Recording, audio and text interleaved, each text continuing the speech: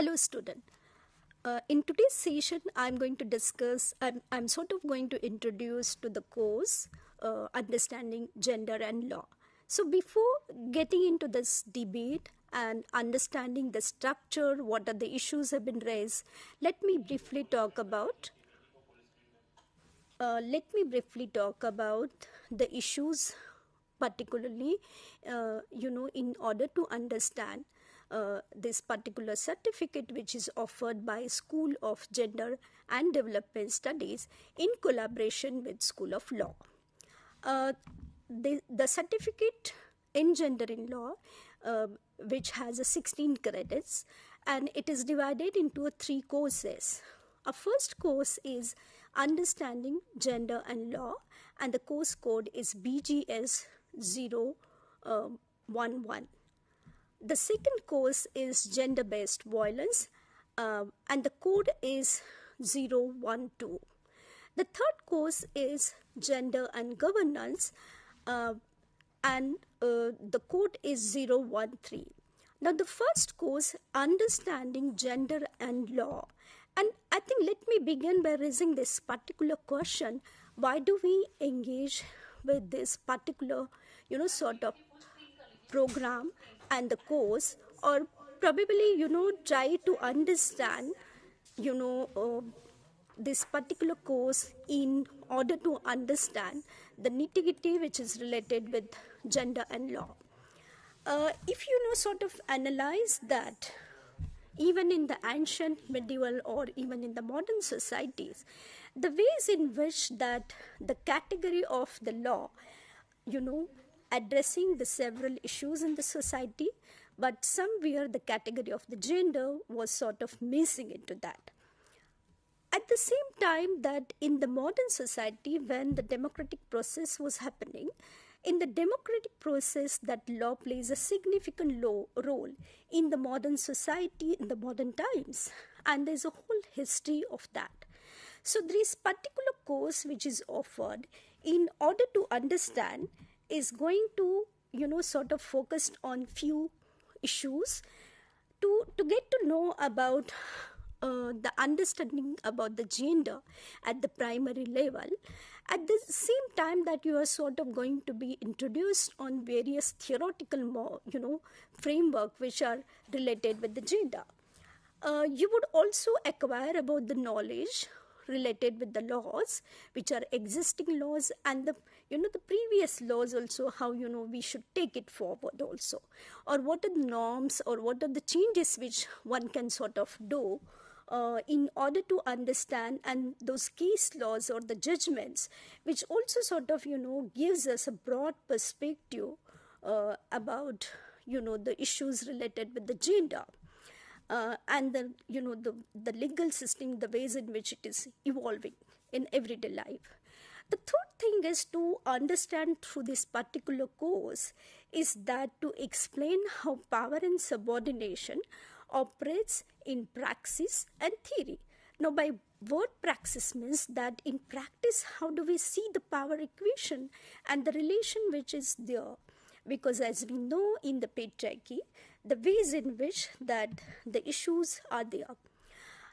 Particularly that this particular course, Understanding Gender in Law, which is offered, in the BA program in Gender Studies, which is offered by School of Gender and Development Studies.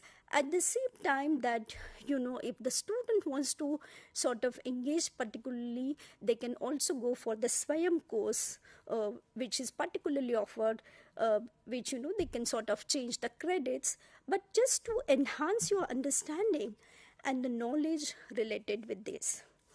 Now, what does it mean understanding gender? Because the block 1 is going to go and discuss about gender.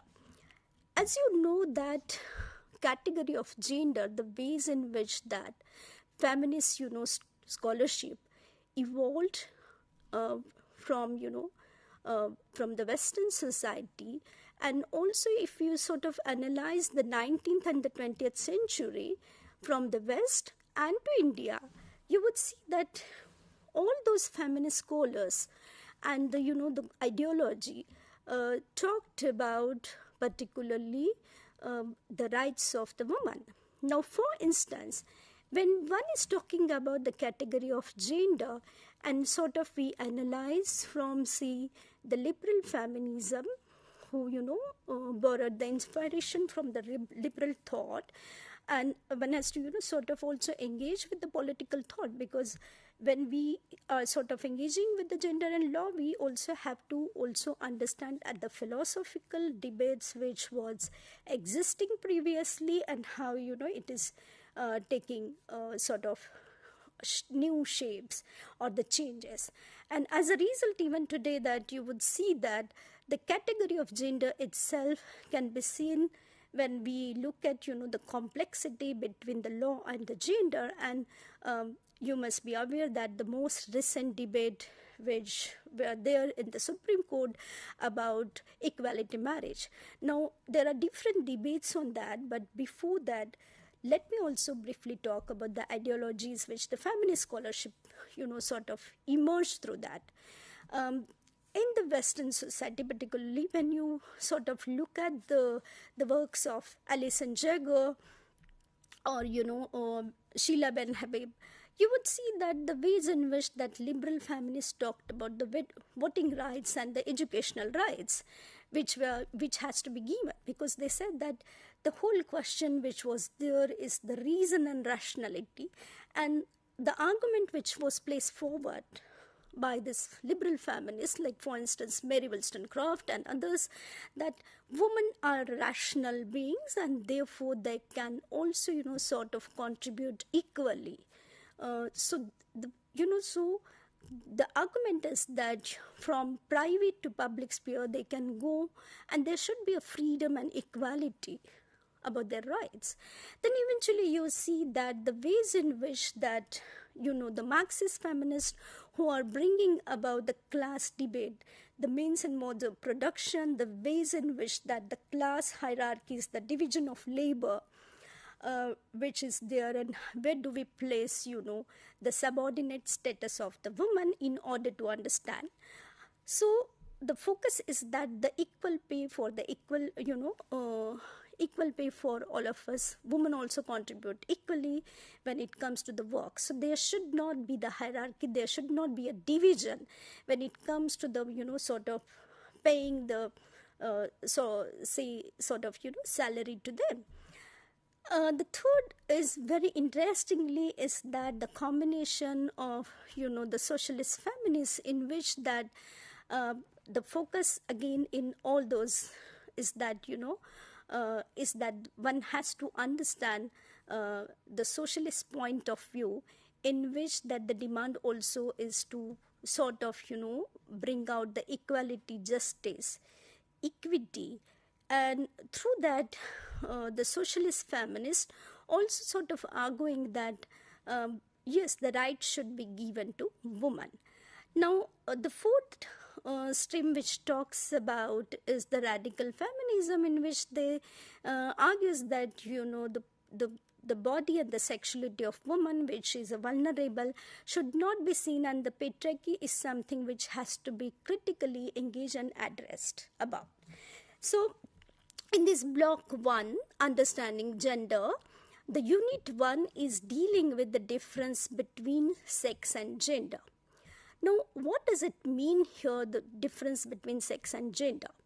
Now, if you look at anthropological and the studies which were there, anthropologists have done, sociologists, anthropologists, then eventually a psychologist, and also some of the studies which are related with the science. There was a traditional kind of thinking in which that this binary was created, sex versus gender. But eventually there is also a changes which are going on. Now, these concepts are going to be introduced to you to make you understand what was the historical, sort of emergence of this concept, for instance, that to sort of cite the example. Now, something that, traditionally many of us used to think that, sex is something that which is there, which is by birth.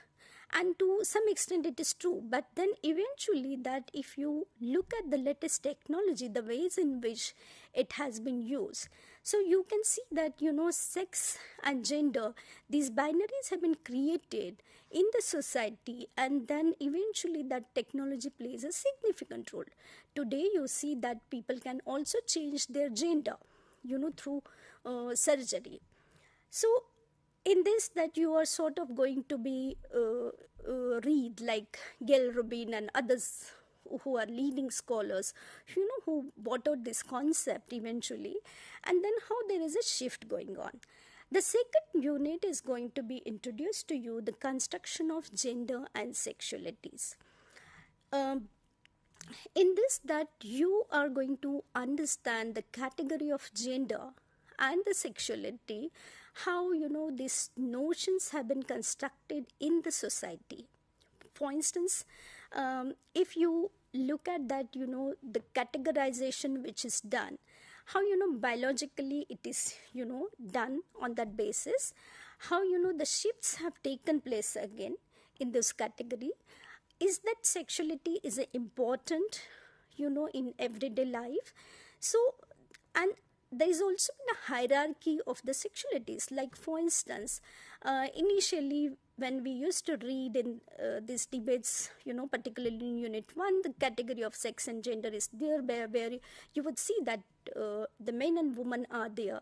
But can we go beyond and think about the other categories who are in the marginalized, position? So how that operation is going on? How for instance, like, few case studies have been introduced to you here to make you understand that everyday life of, particularly the LGBTQ community, when their gender and sexuality, which is, interlinked in everyday life, how do we, see or visualize someone who is a lesbian woman in everyday? Is the society accepts them? So in which that you would learn that, how those hierarchy operates in that. The third unit is dealing with mapping sexualities, in which that you are going to introduce the culture and historical formation of this. Like for instance, that the prominent people who worked on these areas, like in contemporary context, and of course that the law is something which is a site which we have to reread, understand through case laws and case studies. So in this mapping sexuality, particularly when we look at particularly the cultural and historical intervention, for instance that there are a number of studies and the scholars from South Asia, Southeast Asia, how these categories, particularly the the sexualities which is there, and how it has been in the time and period culturally changes or mapped by those people.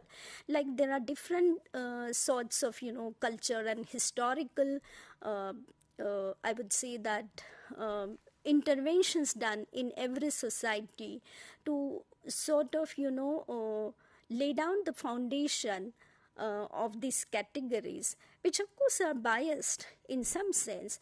But then how this formulation happened? You would be also introduced with one of some of the very eminent people like Foucault's work or Freud's work, in order to understand these concepts and how these debates have been moved forward. Unit 4 particularly, which is dealing with the mapping multiple sexualities, in which that you are going to be introduced to LGBTIQ plus A. So these communities, I mean that lesbian, bisexual, LGBT, lesbian, gay, bisexual, intersex, asexual, and those queer identities and so on. And how those identities defining themselves and redefining eventually in order to. But there's of course been a linkages with the law. How the law has seen them.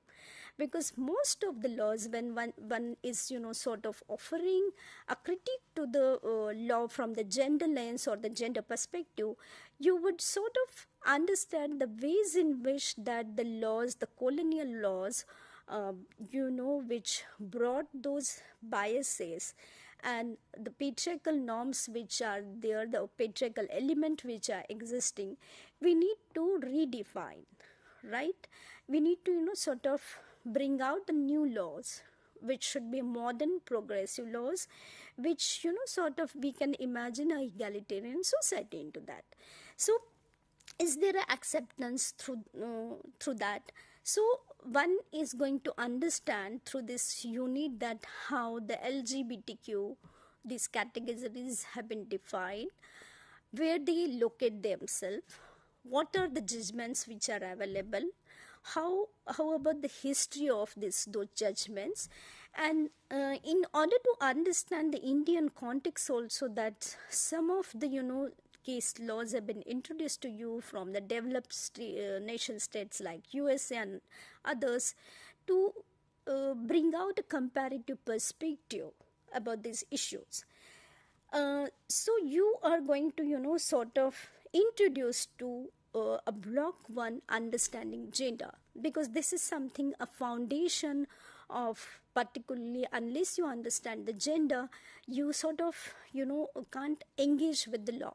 But each chapter or each unit of this block is going to go and dealt with the legal laws which are existing, and what are the possible ways in which one can sort of imagine, critique, offer a positive note on each of those laws which are existing, and speculate a sort of future of the gender, the category of the gender. The second block in this particular course, which is in fact dealing with understanding law.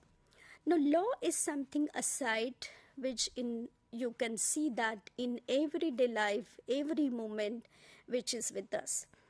Any society which we can sort of imagine a good society, which should have a law, which should be a friendly law, which sort of bring out a sort of a society in the sense that not in the sense that the word I should use, the discipline, but there should be some rules in the society.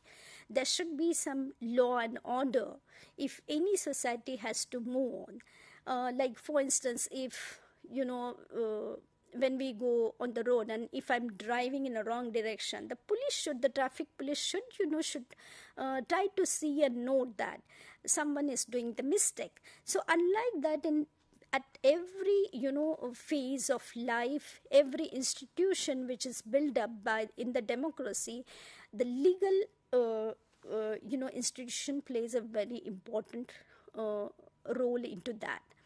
And in the democracy, that all these institutions are sort of interlinked and depend on each other. So in order to understand this block 2, understanding law, the unit 5 is dealing with concept of law. Now, how do we define law? Law is for someone who are elites? Is law is existing for somewhere the people who are located in the society at upper strata? Is law existing also for the poor people? And where do we then place women, categories of the gender, marginal communities, and so on? So here one has to understand the concept of law very categorically.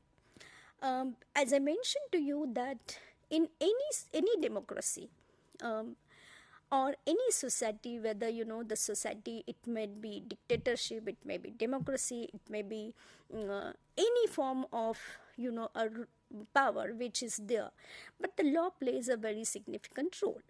So the concept of law is to be introduced to make you understand that laws can be seen from a different perspective. For instance, that if you read the work of Hobbes, Locke, Rousseau, these are all again the Western political philosopher. one would, sort of draw our attention that how these laws emerge. Like, for instance, there are natural laws, right to breathe, right to take, a quality air is again a freedom. It's my right to, which can't falls under right to life. So, for instance, that how, law is taking a shape in that. But the concept of law, you will be introduced through different kinds of perspectives, like, for instance, the critical legal thinking, how one should go about to, how natural laws are there, how the positive sides of law is there. So different kinds of schools and thoughts are there, which have been introduced to you through that. Then the unit 6, which is there, is understanding Indian legal system, which again is a very important from the student point of view, because unless you understand the nitty-gritty between judiciary, executive, and there's a linkages uh, to all this, between that, the law, gender, judiciary, executive, governance, government. So these categories are going to be introduced to you to make you understand that how one should look at, how we should look at, directive principles, or the, the fundamental duties which are given to us. Again, that the rights, again, like, for instance, the Article 15, or say that the other articles which have been mentioned there, Article 25, Article 22. So how, you are going to go and read and understand in relation with the gender. Then the next unit is dealing with the role of law in the society. Now, what is that, which makes you to think that the role of law is a very important in the society? As I earlier said, that any modern society which has to function smoothly, we need laws. But who creates laws? Again, is that, it's a society which, again, and you would see that majority of the laws which are created over a period of time, it was a demand of the people that we need this law. And the best example is the Domestic Violence Act, which emerged. Or you see that in everyday life, the laws which are taking shape, and because, these are the fields which are, drastically changing in the modern time, particularly the legal system, the ways in which there's a demand by the people. So the role of law in the society, as you know, that there's a discipline called sociology of law. Now, the many of the sociologists, like here, you'll be introduced with the, the traditional way of thinking, like Weber. Weber was one of the very classical, theorists, in which that what criticism Weber, Habermas, or Durkheim, they do talk about this sociology of law, which is a discipline which talked about the role of law in the society also. So you will be introduced with this very important, theorist, in order to understand the relation between the law and society and what role do they play. At the same time, that the unit 8 is sort of dealing with you, the women's movement and its engagement with law. Now, if you look at particularly the women's movement and its engagement with law in Indian context and even in Western, but here that the emphasis is given to the Indian context in order to understand, for instance, that the examples have been given to you that in the 19th and the early 20th century, how the laws plays a significant role. And the demand during the British time, like, for instance, child marriage or abolition of sati from the social reformers. But there's also been a sort of demand from many of the women, like, for instance, the Rakhmabai's case, the marital rape. Even today, that the feminists are, sort of debating, negotiating, and, sort of bringing out. Or also that it has again been a relationship with certain cases like the widow remarriages which used to happen again in the 19th and early 20th century, where there is a issue of the reproductive rights and the health, which even today that we can draw sort of inspiration from those case laws and the demand which was there by the feminists during that time. And how do we link, in fact, the women's movement today when we talk about, for instance, that the 70s and the 90s, you would see that, two phases of the women's movement in India, in which that the drastic changes had happened. Particularly, there was a demand by the, the feminist group, the women's movement, in which that the majority of the changes in the legal system occurred. And you would see that even the best example is that the 2013 Act, which we call it, sexual harassment at workplace. Then again the rape laws, how, the Verma Committee brought the changes into that. So you are sort of, going to then read and understand these debates very carefully. The Unit 9 again is strategic uses of laws by groups, in which that you are going to learn that how the group demands, there is a pressure from the groups to the, whatever the governments which were existing in previous time, present time, and also that the demand from from the groups that, for instance, the examples are given here in order to make you understand the LGBTQ plus people. So it's not that suddenly it's coming, like for instance that from the West, how in 60s, 70s this debate emerged, how in 1990s in Indian context this debate emerged and taken a shape. And even today that the LGBT community, the ways in which that, it is fighting, demanding. So there's a fascinating readings also provided to make you understand, like for instance that Saurav Mandal's reading, Gaurav Bhatia. There are other number of good scholars, Arvind Narayan and so on. So you are going to, sort of read and understand these debates very carefully. The block 3, which is finally dealing with power and subordination, in which that the Unit 10 is particularly dealing with patriarchy in law. Now, this is something which is very serious issue, which we have to, categorically look into how the patriarchy is existing in each laws, and how over a period of time that, the effort has been made by feminist groups, LGBT groups, and the people of the country that we need to bring out the changes. So what are the possible ways which one can, sort of speculate, look at, and bring out the changes into that? Then the next unit is dealing with the heteronormativity in law. Many of the laws which are existing are, formulated in a heterosexual way.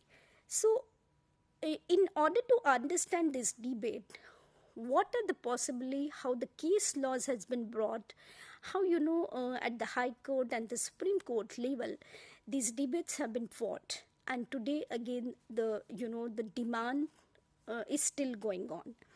At the same time, the Unit 12 is dealing with the class, caste, and religion in law. Now, if you look at the entire South Asia again, that it's a very hierarchical society. Even our society, Indian societies, which is very hierarchical based on the structure of the class, caste division. And one would see that what are the interlinkages, what laws are existing in the modern society. What are these debates have been brought to make you understand that how one should go read about it, because we do expect that there should be a speculation that we can sort of imagine an egalitarian society. At the same time, the Unit 13 and 14, in which that the disabilities in law. Now, disability is that how do we define, how do we go about it, and what are the laws, international level and national level are existing. At the same time, the Unit 14, which deals with the discrimination against LGBTQ, which, sort of engages us fully that number of case studies have been given to introduce to you that what kind of problems do they face everyday discrimination. So this throughout this course that you will be acquainted and introduced with the basic concept but also at the same time the theoretical formulation of this. I'm sure that you are going to read this very categorically, each chapter of this, and make use of it and bring out the more debates in order to understand, because these are very important issues which we have to dealt in Indian society. So thank you.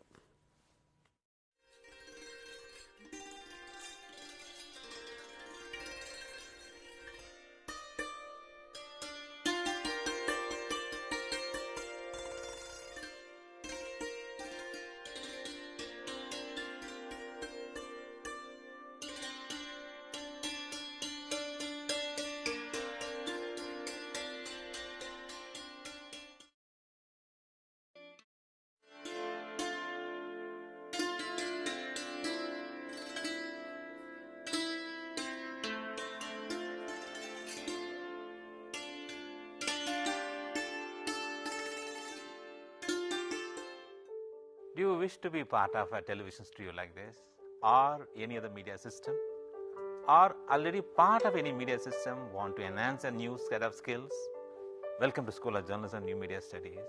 Here in the School of Journalism and New Media Studies, we are offering program for all set of people to learn and enhance their media skills. The vision of School of Journalism and New Media Studies is to generate a new set of professionals in the area of media and communication studies with understanding about role of media in the national development and global understanding. We offer innovative programs in the field of journalism and mass communication that sets the benchmark of high quality learning and teaching process at the national level. We offer these programs across the country with the help of our regional network as well as study center. Same manner, many of our programs are offered through online mode with a sophisticated learning management system. SOGNMS offers programs from PhD in journalism and mass communication till certificate level. We have masters in journalism and mass communication. The eligibility is bachelor's degree, and we are introducing this program in 3 languages: Hindi, Tamil and English. Students from national and international students can join either through online mode as well as in the distance mode. We have 4 postgraduate diploma programs, specialized areas in the field of development communication, digital media, electronic media, and journalism and mass communication program. And all these 4 programs are available in distance mode. 2 programs are available in online mode, development communication and digital media. And we have specialized certificate program in community radio. IGNOU employs various media and communication tools for better teaching and learning.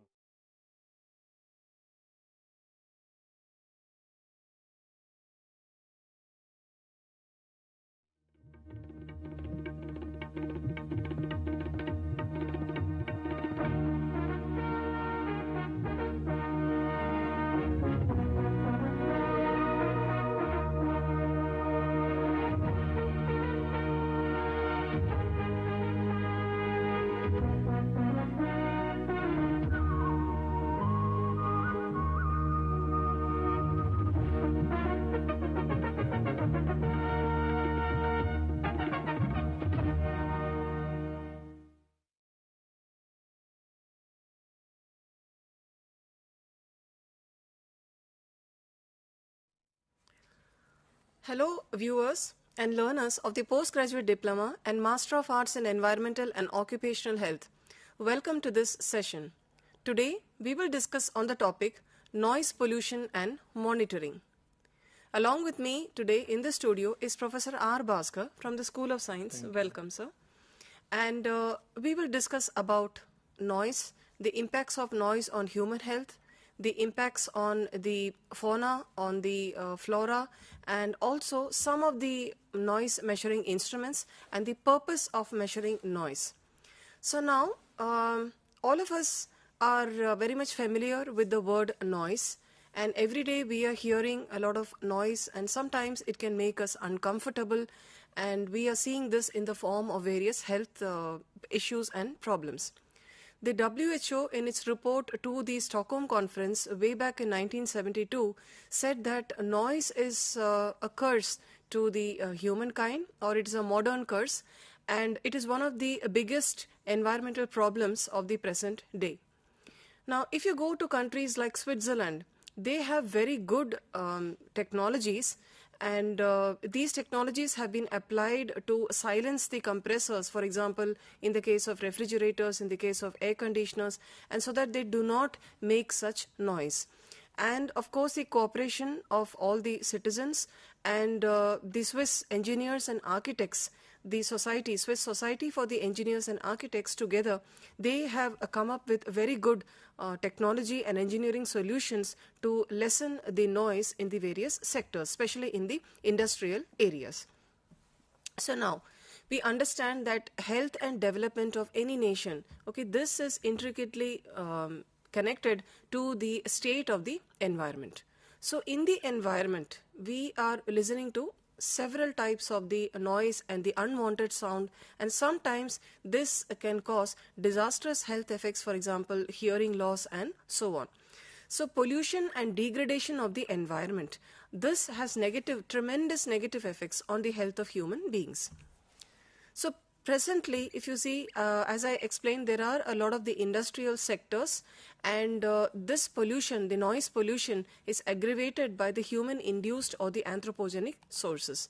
So in this case, even the workers in the industries, they should wear the ear mufflers and the defense mechanism so that they protect their ear. Otherwise, in the long run, they will have several issues. So now let us define the word noise. And how do we define noise pollution? So noise comes from a Latin word meaning nausea, and noise pollution is any undesirable or unpleasant sound that can cause discomfort to the ear, and then that results in consequent health hazards. Now, there is a differentiation between the noise pollution in the urban as well as in the rural areas. So in the rural areas, the noise pollution may not be so much because the suburbs and the villages are there, and there maybe the type of activities and the lifestyle is totally different.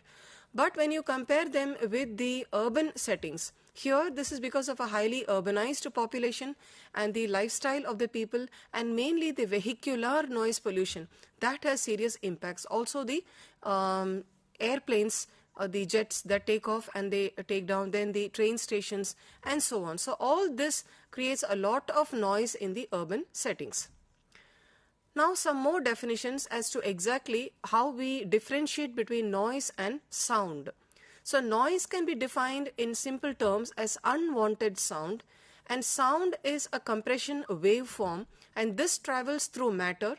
It travels in water, in steel and in air, but it cannot travel in vacuum. And this is characterized by four, that is by the amplitude, by the frequency, by the velocity, and also by the wavelength. So this is how we differentiate noise from sound. So noise is produced by fluctuations in the air pressure, and this includes both sound and vibration. The patterns of sound waves for a human voice, like for example, if I sing or when I talk, it is not of the same amplitude and the frequency at all times. Sometimes the pitch is low and sometimes the pitch goes high. So this is a mixture of irregular and the regular pulses or the sound pulses. Now sound becomes noise when it becomes unbearable, like a person is shouting to a very great extent and you are not able to tolerate the sound, or the sound that comes from any machinery. So this is an unbearable sound, and then this is undesirable also for the human ear in order to tolerate, for the human ear to tolerate the same, and that we will describe it as noise. So this characteristic of an unpleasant sound depends on the frequency of the intensity of the sound wave, the time, the exposure, and the intermittence of the sound waves. Now the noise is characterized by loudness, and this is measured by decibel, and the pitch or the frequency is measured in hertz, referred to as Hz. And from this diagram, you can see that 1 hertz is equal to 1 vibration per second, and the noise can be of two types. It could be of the high frequency or the lower frequency. Now from this figure you can understand that when it is a low pitched sound, the waves are spaced apart, and when it is a high pitched sound you can see that the waveforms are compressed together. Now an adult ear, so there is a certain frequency how much we can tolerate and how much we can hear. So an adult normally he can hear the frequencies between 16 to 20,000 hertz, and the range of vibrations which are below 16 hertz, they are called as infra-audible, and those above 20,000 hertz are the ultrasonic. From this figure, you can see the lower frequency and the higher frequency, which we refer to as infra-audible and the ultrasonic waves. And you can see that some of the animals like the elephants, they can hear a lower frequency, and some of the mammals like the bats, they can go up to a very high frequency what the humans cannot decipher. So this chart is actually showing you from the human and even the cat and the dolphin what are the frequencies that is acceptable and what we can hear in the normal range. So the frequencies between 2000 and 8000 hertz are annoying, and those that are above 500 are or less than 500 hertz, sorry, they are less annoying. The World Health Organization, they have fixed the safe level for noise in all the cities as 45 decibels. But unfortunately, we don't find even the honking of the cars, the honking of the vehicular traffic everywhere, that itself exceeds this decibel. So many of the animals can hear the sounds that are inaudible to the human ear. So that is why they are blessed with a very good, perception to the sound. For example, the dolphins and the bats, they can hear frequencies up to 100,000 hertz. Now from this diagram, you can see that the elephant that is able to hear even below 16 hertz. Then are the human ear, the audible frequencies which we can see here, and also the ultrasound that which goes above the range which the humans can hear. There again the bats are one population which are able to do this. So the bats have evolved very sensitive, and they are adapted to their nocturnal activity because they are more active during the night time. And the elephants and some whales, those are in the waters, in the marine regions, they can even hear the infrasonic sounds as low as 7 hertz in water. So this is really a very good thing that God has blessed them with, that nature has blessed them with. And this is something about the differentiation between noise, sound, and the animals and the human frequencies and the decibels that we can hear. Now, Professor Baskar, I would like you to explain the effects of the noise on the human system, on the flora, on the marine life, and is it deleterious? Does it have a negative effect on our system, noise? Okay. You have rightly given the introduction that when it is 45 dB, it is ideal. But currently, if you see, even if you are exposed to 70 decibels continuously, it can cause deafness, or it can cause temporary deafness or permanent. And you will be surprised to know that though we are hearing the noise, what happens is it can cause us physical as well as mental damage. Both it can affect physical as well as mental. Why noise pollution is not viewed seriously is because it cannot be seen. Anything out of sight is out of mind. But let me tell you, noise can affect different organs, and as you will see in the course of our discussions, that it is a serious pollutant, and World Health Organization also classifies this. And Stockholm Conference has said that this is the easiest to control, but we are not giving attention to control this. And if you see, the sources of pollution can be indoor or outdoor. First, let us see from where the pollution sources are there. If it is in a home, it is in a TV, it is in a radio, or it is, any music system, it is the mixture grinder. All this what you are using is the indoor pollution. Whatever gadgets you are using, air conditioners, coolers, all these things come under the indoor noise pollution. If you go to the outdoor noise pollution, what do you have? You have the factories, you have the aeroplanes, or you have the automobiles, you have the railways, you have the farm machines, pumps, etc. So you can see there are different kind of sources of pollution. So if you have to control pollution, you have to understand the sources and where you can take the steps. Now, just to give you an example, we feel that airports, are very good for development, certainly, but they should be located in a reasonable distance from the city. Why I am saying this? Because a study was done and it was published in British Medical Journal by Harvard School of Public Health, Boston. And what they did, they surveyed about 89 airports and around 6 million people who were aged 65 years and above. They surveyed them, and they found out that 23% of the population had the effect of the noise pollution. So if you are staying near airports, it is quite likely that you would have some kind of noise effect. Delhi is famous not only for the air pollution. CSE report in 2011 said that noise is also an equally damaging pollutant. If you see, as Sushmitha, Baskar mentioned, Switzerland, Zurich, Oslo, Vienna, all these places are, well managed and they are safe. And why? Because of the technological thing, because of the awareness, because of the population, everything. When the survey was done in 2011 in China, in Guangzhou, they had the maximum value, and then in Delhi they had the second value, which was maximum. Again, this study was done in 2 lakh people at that time, and it was found Delhi and Bombay were worst in terms of noise pollution, and Delhi had the maximum. And doctors have reported that the hearing loss is maximum in Delhi. And in 2022, CSE did another survey, and there was a worldwide survey done. And Dhaka was the one which had the maximum pollution, followed by Moradabad, which had second, 114 decibel. Dhaka had 119. Pakistan had third, 105. Then in the fourth, we had Indian cities, Calcutta, Asansol, Jaipur and Delhi, almost in the 80, 83, 84 decibel range. So you can see 45 is the best. We are almost having double of the amount of this. Now, what can be the different sources on which it can be classified? Noise can be classified on domestic sources, on the social events. For example, we have marriages, we have religious functions. Those days we have a lot of noise. We have industrial activities. Then we had the transportation.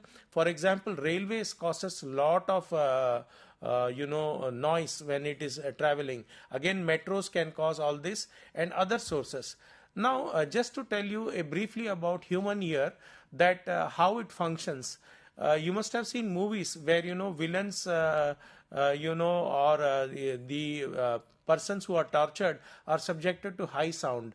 You may be thinking that how can sound torture? If you see the human ear, outer part is called the pinna, and when this sound reaches the eardrum, it starts vibrating, and these vibrations reach the bones in the middle ear through three tiny linked ear bones, and they are mechanically passed on to inner ear, where there are hair cells which then translate them to electrochemical impulses. And this auditory part of our brain interprets this stimulus. So this is what happens inside when the noise goes. It goes through the air to the ear, and then it causes the connection in those areas. Now, how this can affect? You will be surprised. Effects on human health can be many. For example, if there is noise, you must have seen stress is caused. You are unhappy, stress is caused. There can be headache. People can say, please put off the music, it is too loud or it is jarring. High blood pressure can be caused. There can be sleeplessness or restlessness. There are people who cannot sleep even if there is slight disturbance. I know people, if there is tick-tock of the watches, they say they are getting disturbed. Similarly, there is another disease caused, this is called the tinnitus, in which ringing in the ears occurs. It occurs continuously or at break point after some time. Ear pain also occurs. Then digestive and immune system can get affected. And there is presbycusis. Again, this is loss of hearing due to age. Then there is aggressive behavior related to human health. Now we will see what are the auditory effects and what are the non-auditory effects. Now neural hearing loss is caused due to damage to auditory nerves, and sensory hearing loss is caused due to damage to inner ear. If you see the high noise level, they can result in earwax secretion, there will be secretion. There can also be damage of eardrum, or there can be fluids deposited in the middle ear. More serious effects include permanent deafness, pain, and ringing in the ears. Now I will tell you a case study where in Delhi they have done that by the age of 60, the doctors have found in Maulana Azad Medical College that people started developing the deafness, hearing loss. Why this occurred? Because of the noise pollution. Earlier this deafness was reached at the age of 75 years. So by 15 years we have advanced the hearing induced loss because of the noise pollution. Noise trauma can also be caused by these kind of activities, and it is in addition to other things they are caused. For example, there can be poor diet, hypertension, or smoking, other habits. In Delhi also, if you see, number of areas the noise levels are very high. Delhi, you see Pitampura, Rohini, Dwaraka, Indira Gandhi Airport, these are areas where normally they are very high. Let me tell you, diets can be a very good part of the solution. If you take diets which are rich in antioxidants, in beta carotene, in vitamin C and E, they can reduce to some extent. Of course, as Dr. Sushmitha mentioned, you should have the earmuffs in place where you are working in a tight environment. Let me tell you, lack of data. Because there is lack of data, there is lack of awareness, and this makes people complacent. We take the noise pollution very lightly. And there can be also non-auditory effects. Don't think it's only related to the ears. They can lead to increase in blood pressure, blood cholesterol, increase in heart rate, dilation of the pupil of the eye, adrenaline hormone changes, digestive spasms, and damage to respiratory and digestive system. They can lead to stress disorders which can develop into ulcers. You will be surprised that how the stress is causing ulcers in the stomach. Then you can see it contributes to mental illness. Sometimes there are depressions, and there are also sexual dysfunctions which are caused due to this. There can also be sleep deprivation and sleep disorders, and 85 decibels hearing damage is most likely to occur. It can cause heart attacks, constriction of blood vessels, insomnia, anxiety, sweating, giddiness, nausea, gastrointestinal problems, peptic ulcers, etc. In children, what they have observed is that they lose alertness to focus on something. There is decrease in the visual field, and there is pupil dilation. So children also lose the attention span. Can there be effects on fauna and flora? Yes. Fauna and flora are not separate from living beings, though they are also part of the ecosystem, and mating and warning cries are being threatened, and entire animal species can be displaced. Birds have to chirp longer and louder. Feeding breeding patterns are disturbed. They can lead to lowered reproduction. Military sonar, when they use in the oceans, they can have adverse effect on dolphins. Poultries, they can have reduced egg production, reduced reproduction of plants. Seed growth is threatened. I will give you an example. In Delhi Zoo, what happened is that when the noise pollution increased, they have observed that the number of migratory birds have decreased. Also, they have seen that there is physiological and psychological behavioral changes in deers, lions, and rhinos. There is also reports that the great Indian bustard, the population is decreasing, and we have only 200 of them. Why it is so? One of the reasons is said because the male bustard does the mating call. If the noise pollution is there, it doesn't reach the other partner, and that is why the number of population is decreasing. Again, don't think insects are not affected. caterpillar's dorsal vessel beat faster when the noise levels are high. It is like heartbeat which is faster. Now in marine life also there can be lot of damage, because the marine life like dolphins and whales depend on the echolocation. Echolocation means they emit the sound come back to them, and they estimate where it is, and it is used for mating, for communication, for hunting and survival. And after 1960s, lot of exploration was done in the oceans. Seismic surveys are also done. All this has disturbed the marine life in this, and there has been brain hemorrhage reported in marine mammals, and even gas and oil surveys are damaging fish and the catch rates. Now in Hong Kong, what has happened is that the noise has hit the dolphins. What has happened, these are busiest port, and what they did, the government, they made a sanctuary where they could separate it, but unfortunately they did not take into account of the nearby airports also. There are several planes landing and taking off, that also caused several damages. In Spain, there are researchers working on LIDO, which is called Listen to the Deep Ocean Environment, and what they do, they collect the kinds of sounds which are coming, which are human caused and which are caused by animals, and how they are affected due to the pollution.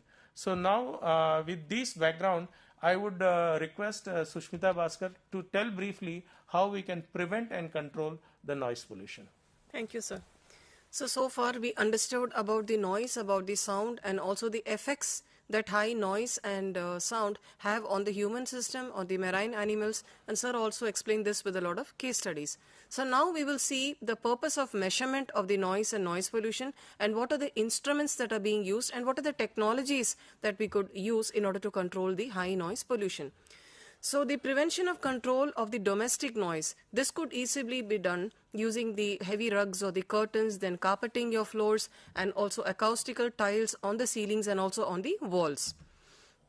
The traffic noise. Here, time and again, the government also always says that you need to replace the old vehicles, not only for fuel, but it's also for the noise control. So the old vehicles, they should be replaced with the newer ones, and the use of less horns and also the proper oiling of the engines. Vegetation buffer zones should be made where there is a high amount of soil. For example, near the airports, near the train stations, and so on. So these are some of the mechanisms where the traffic noise could be controlled.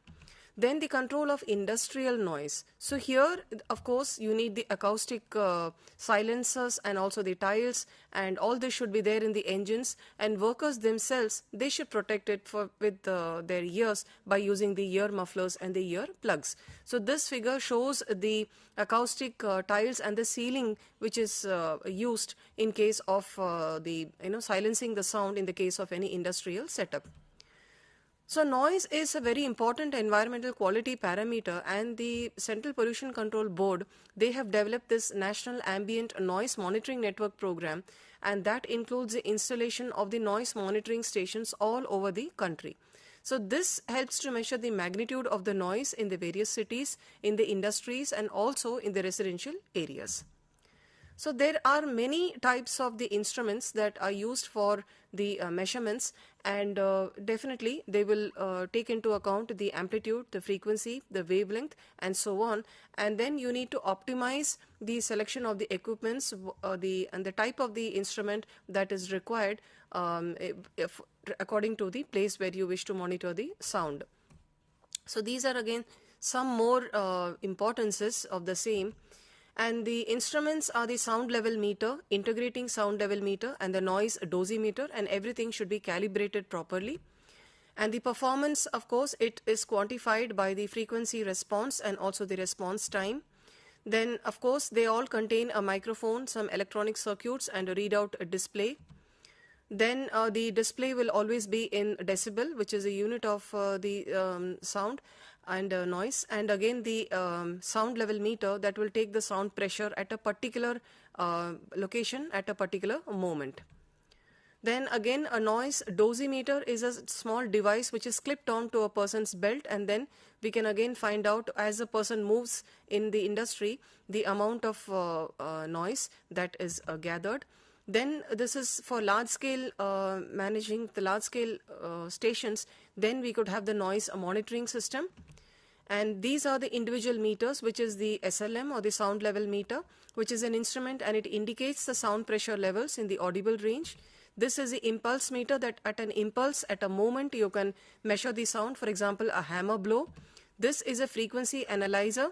And these are the graphic recorders. It's just like an ECG machine where you connect it to the sound level meter, and then the moving chart paper, the graph or the graphical method, it is being recorded and it comes out. This is a noise dosimeter where it could be pinned to the belt of a worker in a factory or in an industry, and then you can find out the noise that he is gathering at various levels of during the day at time. Then these are some more control technologies: damping, sound absorbers, and the acoustical enclosures, and also the shield by treating them with absorbent fibers, glass and mineral, and also porous plaster-like materials. There are also some legislations, and then we can wind up the session. Under the law of torts, it is classified as nuisance, and under IPC section 28, it is classified as public nuisance. Now we have noise pollution regulation and control rules 2000, where they specify different decibels for different kind of zones. And then there are amendment made for religious functions. For 15 days, 10 to 12, you can 10 p.m. to 12 p.m. you can do. And otherwise, there are specified decibels for different zones, and we are supposed to follow them. Thank you. So, my dear learners, today we discussed about the noise pollution, the effects of noise pollution, the purpose of the measurements, and how we can control and prevent the noise pollution in certain industrial settings, whether it could be the domestic or also the traffic noise and so on. I hope you have had a good understanding of the same, and thank you for your patient listening. Thank you. Thank you.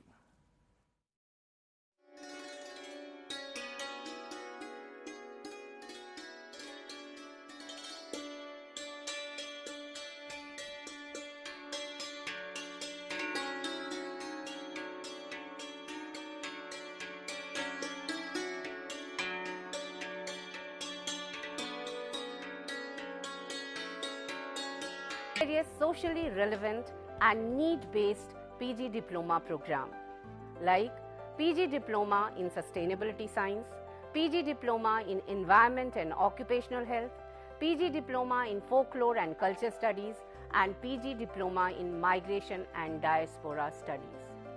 The school also offers PG certificate in climate change and Avshist Prabandhan mein Praman Patra. The school also offers 2 doctoral programs, PhD in environmental science and PhD in interdisciplinary and transdisciplinary studies. The school offers various innovative technologies and multimedia for providing a very excellent student support system. The study material is of high quality. The learner support is provided through Gyan Darshan, Gyan Vani, IRC, Swayam Prabha and Swayam channel of IGNOU. For more detail, please log in to IGNOU website for online admission in the preparation.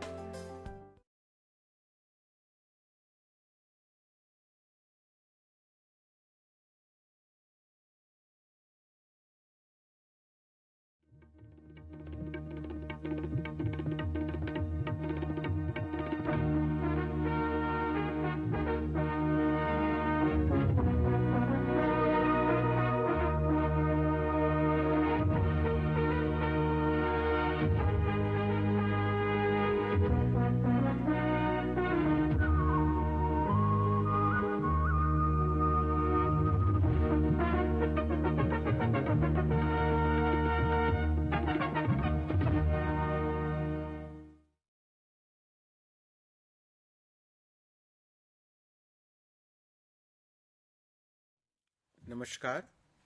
Indira Gandhi राष्ट्रीय विश्वविद्यालय के क्षेत्रीय सेवा प्रभाग द्वारा electronic media production centre के सहयोग से आज 15 दिसंबर 2023 के स्टूडेंट सपोर्ट सर्विसेज के इस ज्ञान दर्शन कार्यक्रम में आप सभी दर्शकों का हार्दिक स्वागत है।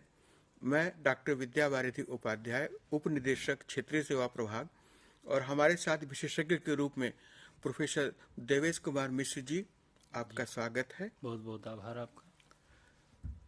जैसा कि आपको विदित है, हमारी ज्ञान परंपरा पर आधारित हमारे देश की संस्कृति एवं हमारी सिविलाइजेशन रही है, सभ्यता रही है, और हमारे देश का नाम भारत है। भा का अर्थ है ज्ञान और रत मतलब लीन। एक ऐसी ज्ञान परंपरा, एक ऐसी संस्कृति, एक ऐसी जीवन प्रणाली जो भौतिक सुख सुविधाओं को विशेष महत्व न देते हुए ज्ञान में ही लीन रहने का प्रयास करती हो, उन्मेष करती हो, ज्ञान को प्राथमिकता देती हो। इंदिरा गांधी राष्ट्रीय मुक्त विश्वविद्यालय भी इसी ज्ञान परंपरा को आगे बढ़ाने का कार्य करता है तथा शिक्षा को शिक्षार्थी के द्वार तक पहुंचाता है, वो भी अत्यंत अल्प मूल्य पर गुणवत्तापूर्ण शिक्षा। सर्वप्रथम कार्यक्रम की शुरुआत अपनी भारतीय ज्ञान परंपरा के अनुसार आप सभी लोगों के सुख की प्रार्थना करते हुए संस्कृत के इस श्लोक से करना चाहता हूं। प्रोफेसर साहब, सर्वे भवन्तु सुखिनः, सर्वे सन्तु निरामया, सर्वे भद्राणि पश्यन्तु, मा कश्चित् दुःख भाग्भवेत्। सभी सुखी होवें, सभी रोग मुक्त हैं, सभी मंगलमय घटनाओं के साक्षी बने और किसी को भी दुख का भागी न बनना पड़े। इग्नू की philosophy, education anywhere, any place, any time, at the door step of the learner. शिक्षार्थी को शिक्षा प्राप्त करने के लिए अपना घर, अपना आवास, अपनी नौकरी के साथ किसी प्रकार का कोई समझौता न करना पड़े, और इग्नू भारतीय संसद द्वारा स्थापित केंद्रीय विश्वविद्यालय है। जैसा कि मैंने शुरू में बताया कि हमारे साथ विशेषज्ञ के रूप में संस्कृत विभाग स्कूल ऑफ ह्यूमैनिटीज के प्रोफेसर देवेश कुमार मिश्र जी हमारे साथ उपस्थित हैं। सर, पुनः एक बार आपका स्वागत है। बहुत बहुत आभार आपका। सर, कार्यक्रम की शुरुआत में दर्शकों को आपके माध्यम से हम ये जानना चाहेंगे कि संस्कृत विभाग के द्वारा कौन कौन से कोर्स चलाए जा रहे हैं, और एक शिक्षार्थियों में उत्सुकता रहती है कि कई प्रकार के बीए संस्कृत के पाठ्यक्रम चलाए जा रहे हैं। अगर आप उनके बारे में बताएंगे तो शिक्षार्थियों को लाभ होगा। जी, बहुत बहुत धन्यवाद उपाध्याय जी। आपने बहुत सुंदर प्रश्न किया और सबको जिज्ञासा हो सकती है कि कई तरह के बीए पाठ्यक्रम चलाए जा रहे हैं। देखिए, स्कूल ऑफ ह्यूमैनिटीज के अंतर्गत संस्कृत विभाग जो है उसके भीतर इस समय सामान्य बीए जो होता है जी, उस संकल्पना के आधार पर स्नातक स्तर पर संस्कृत की शिक्षा दी जा रही है, जो इंदिरा गांधी राष्ट्रीय मुक्त विश्वविद्यालय के ही नियमों से संचालित है। सीबीसीएस पाठ्यक्रम के अंतर्गत है वो।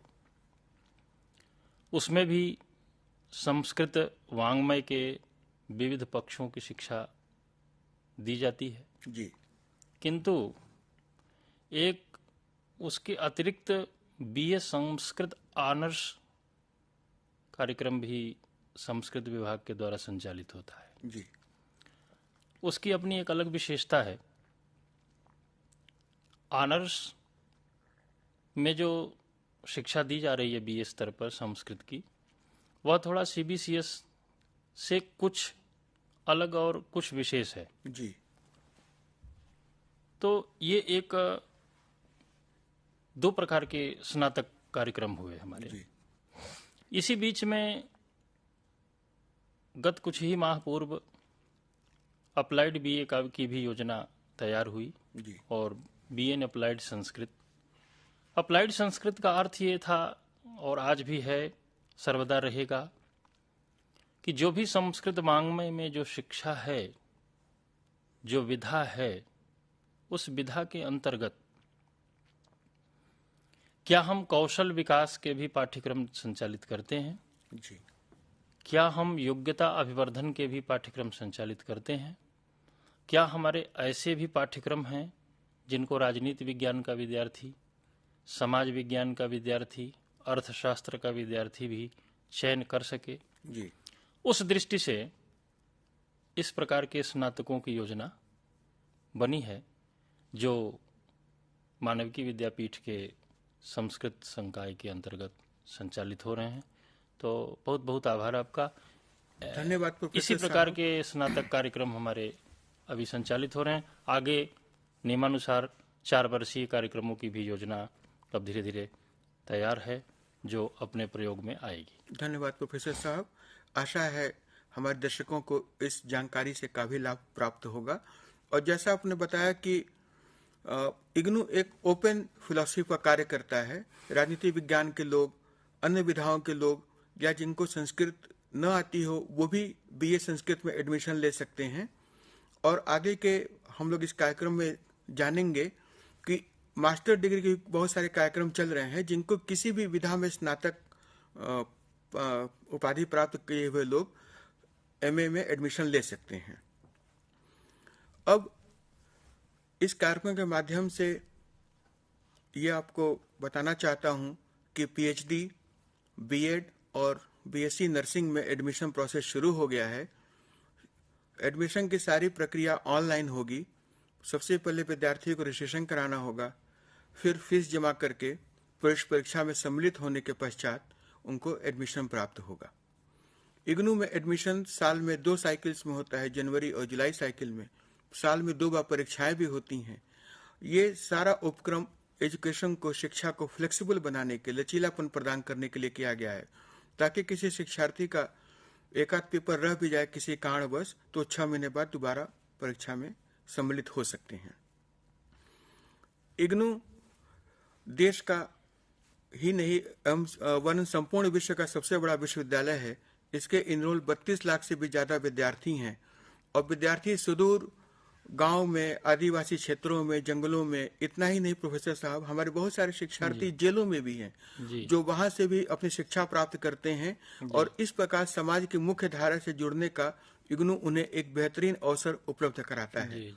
इसी प्रकार से जो हमारे सैनिक भाई बहन जो भारतीय सेना में बहुमूल्य सेवा देते हैं, उनको भी इग्नू शिक्षा प्रदान करने का अवसर उपलब्ध कराता है।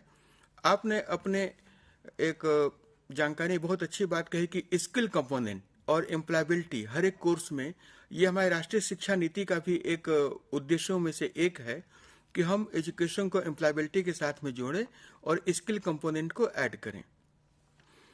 अभी आपने हम लोग को जानकारी दी कि बीए संस्कृत कार्यक्रम में भी इस प्रकार की स्किल कंपोनेंट को जोड़ने की व्यवस्था की गई है। और सीबीसीएस मेरे ख्याल से आपका आशय इसे चॉइस बेस्ड सिस्टम से, क्रेडिट सिस्टम से है, जिससे शिक्षार्थी को पुनः एक बार फ्लेक्सिबिलिटी मिलती है कि वो अपनी इच्छा अनुसार, अपनी सुविधा अनुसार वो कोर्सों का चयन कर सकता है। और यही नहीं, कोई जरूरी नहीं कि वो 3 वर्षों का ही पाठ्यक्रम एडमिशन ले बीए में। अगर वो किसी कारणवश 1 वर्ष का ही कोर्स पूरा कर पाता है तो सर्टिफिकेट अवार्ड किया जाएगा। 2 वर्ष करने पर डिप्लोमा और 3 वर्ष करने पर स्नातक की उपाधि प्राप्त होगी। तो मल्टीपल एग्जिट और मल्टीपल एंट्री सिस्टम के सिद्धांत को फॉलो करते हुए मैक्सिमम फ्लेक्सिबिलिटी एजुकेशन इग्नू के शिक्षार्थी को दी जाती है और वो भी गुणवत्तापूर्ण शिक्षा बिल्कुल कम मूल्य पर। प्रोफेसर साहब, शिक्षार्थियों को आपके माध्यम से हम ये जानना चाहेंगे कि एमए संस्कृत का पाठ्यक्रम क्या है और ये कितने प्रकार के इग्नू में चलाए जा रहे हैं। देखिए, सबसे पहले तो मैं आपको बताना चाहूँगा कि संस्कृत संकाय के अंतर्गत कई प्रकार के एमए चल रहे हैं जी। तो जैसे बीए संस्कृत की अभी चर्चा हो रही थी जी, उसी को आगे बढ़ाते हुए स्नातकोत्तर स्तर पर भी संस्कृत संकाय ने एमए संस्कृत उपाधि के लिए कार्यक्रम संचालित किया है। और उसमें जो पाठ्यक्रम है उसमें स्नातक स्तर पर गद्य, पद्य, नाटक, साहित्य और भाषा के ज्ञान के और स्किल के ज्ञान के प्रदान करने के पश्चात जो विचार सरणी आती है, उस विचार सरणी में पाठ्यक्रमों का निर्माण स्नातकोत्तर उपाधि के लिए जो किया जाता है, उसमें मुख्य रूप से ये देखा जाता है कि छात्र को भाषा के उस उच्च स्तर का ज्ञान किस प्रकार होगा जो वह स्नातक में सीख चुका है जी। उसकी दार्शनिक स्थिति का ज्ञान कैसे होगा, भाषा वैज्ञानिक अध्ययन कैसे होगा, साहित्य के विविध पक्षों को और साहित्य शास्त्र के विविध पक्षों को वह किस प्रकार जानेगा, यहाँ तक कि संस्कृत वाङ्मय के वेद, व्याकरण, भाषा विज्ञान, साहित्य, नाटक और साहित्य शास्त्र जैसी विधाओं में वह स्नातकोत्तर स्तर पर किस प्रकार अत्यंत सरल रूप से रची बसी सामग्री को पढ़ करके पारंगत होगा जी। इसी दृष्टि से पाठ्यक्रमों का निर्माण किया गया है जो एमए संस्कृत में संचालित हो रहे हैं जी। और साथ ही कुछ आधुनिक संस्कृत की जो विधाएं हैं जो इस समय वर्तमान भारत में विकसित हुई हैं, उनके दृष्टिगत भी किंचित पाठ्यक्रम उसमें अवश्य रखे गए हैं। जी जी, बहुत बहुत धन्यवाद प्रोफेसर साहब। हम दर्शकों की सुविधा के लिए जानकारी देना चाहते हैं कि आपके स्क्रीन पर इग्नू के हेल्पलाइन नंबर डिस्प्ले हो रहे हैं। आप इन हेल्पलाइन नंबर के माध्यम से इस कार्यक्रम में अपनी जिज्ञासाओं का समाधान या किसी समस्याओं के समाधान हेतु हमसे संपर्क कर सकते हैं। यह कार्यक्रम Gyan Darshan TV channel, DTH TV channel 442, Tata Sky channel number 755, 755, Sun Direct channel number 596, Dish TV channel number 991, Hathway channel number 473, in digital DTH, टैक्ट सी टीवी 576 और 577 पर भी लाइव प्रसारण हो रहे हैं। आप इनसे भी देख करके इनका लाभ प्राप्त कर सकते हैं। इग्नू के जो मैं अभी शुरू में अल्प मूल्य गुणवत्तापूर्ण शिक्षा की बात कर रहा था, प्रोफेसर साहब आपको जानकारी होगी और दर्शकों को भी सुखद आश्चर्य होगा कि इग्नू की संपूर्ण पाठ्य सामग्री निःशुल्क उपलब्ध है। एक पैसे का भी शुल्क देने की आवश्यकता नहीं है। इग्नू की वेबसाइट www.ignou.ac.in पर ई ज्ञान कोश स्थान पर संपूर्ण सामग्री को कोई भी जिज्ञासु किसी भी शिक्षण सामग्री को निःशुल्क डाउनलोड कर सकता है, पढ़ सकता है, देख सकता है। इसके लिए उसको एडमिशन लेने की भी आवश्यकता नहीं है। अगर वो एडमिशन उपाधि प्राप्त करना चाहते हैं तो एडमिशन लें और निर्धारित नियमों का पालन करते हुए वो उपाधि भी प्राप्त कर सकते हैं। जैसा कि आपको जानकारी दी गई थी कि इग्नू में परीक्षाएं 2 बार होती हैं और इग्नू शिक्षा की गुणवत्ता पर विशेष ध्यान देता है। इसलिए उपाधि प्राप्त करने के लिए 2 प्रकार के कंपोनेंट हैं। एक हमारा परीक्षा में सम्मिलित होना पड़ता है और दूसरा 30% का असाइनमेंट होता है, जिसके द्वारा विद्यार्थी पाठ्यक्रम को पढ़ने के पश्चात असाइनमेंट लिखता है और सबमिट करते हैं और असाइनमेंट पर कमेंट्स लिख करके उनको वापस किए जाते हैं सुझावों के साथ कि उनको किन क्षेत्रों में इम्प्रूवमेंट की आवश्यकता है या असाइनमेंट उनका किस स्तर का है। और परीक्षाओं तथा असाइनमेंट के माध्यम से गुणवत्तापूर्ण शिक्षा प्रदान की जाती है। इग्नू एडमिशन से लेकर के उपाधि प्राप्त करने तक हर एक कदम पर शिक्षार्थी के साथ रहती है। सोशल मीडिया के संपर्क से Facebook, Instagram, X, Twitter, WhatsApp, email services, website services, व्यास सर्विसेज और यही नहीं, ज्ञान धारा और इस कार्यक्रम ज्ञान दर्शन के द्वारा भी शिक्षार्थियों के लगातार संपर्क में रहते हैं। इग्नू के इस समय 60 से भी ज़्यादा रीजनल सेंटर्स हैं, बहुत बड़ी संख्या में स्टडी सेंटर्स हैं, लर्नर सेंटर हैं। इन सब के पीछे मूल उद्देश्य ये है कि शिक्षार्थी को अपने घर, अपनी नौकरी, अपना आवास न छोड़ना पड़े, गुणवत्तापूर्ण शिक्षा उसको अपने घर पर बैठे बैठे प्राप्त हो जाए। रेगुलर सिस्टम, एजुकेशन सिस्टम में यह बाध्यता होती है कि हमें शिक्षा प्राप्त करने के लिए स्थान विशेष पर, जहाँ पर वो यूनिवर्सिटी, वो कॉलेज, वहाँ तक जाना पड़ता है, निश्चित समय तक क्लास अटेंड करनी पड़ती है। इग्नू में शिक्षण सामग्री आपके प्रिंटेड मटेरियल में आपके घर पर आती है। आप अपनी सुविधा अनुसार किसी भी समय आप उसको पढ़ सकते हैं। सुविधा अनुसार पाठ्यक्रम में को से पढ़ने के पश्चात आप परीक्षा में सम्मिलित भी हो सकते हैं। और शिक्षण सामग्री इस प्रकार से तैयार की गई है कि शिक्षक आप उस पाठ्य सामग्री में ही उपलब्ध रहते हैं।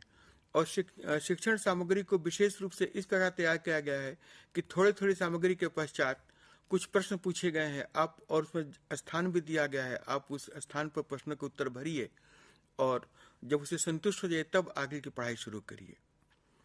और हम तो अपने पाठ्य सामग्री को अच्छा तो कह ही रहे हैं, यूनेस्को ने भी इसके पाठ्य सामग्री को एक्सेलेंट की उपाधि प्राप्त की है, प्रदान की है। यानी कि विश्व स्तर पर भी इग्नू का पाठ्यक्रम सराहा जाता है।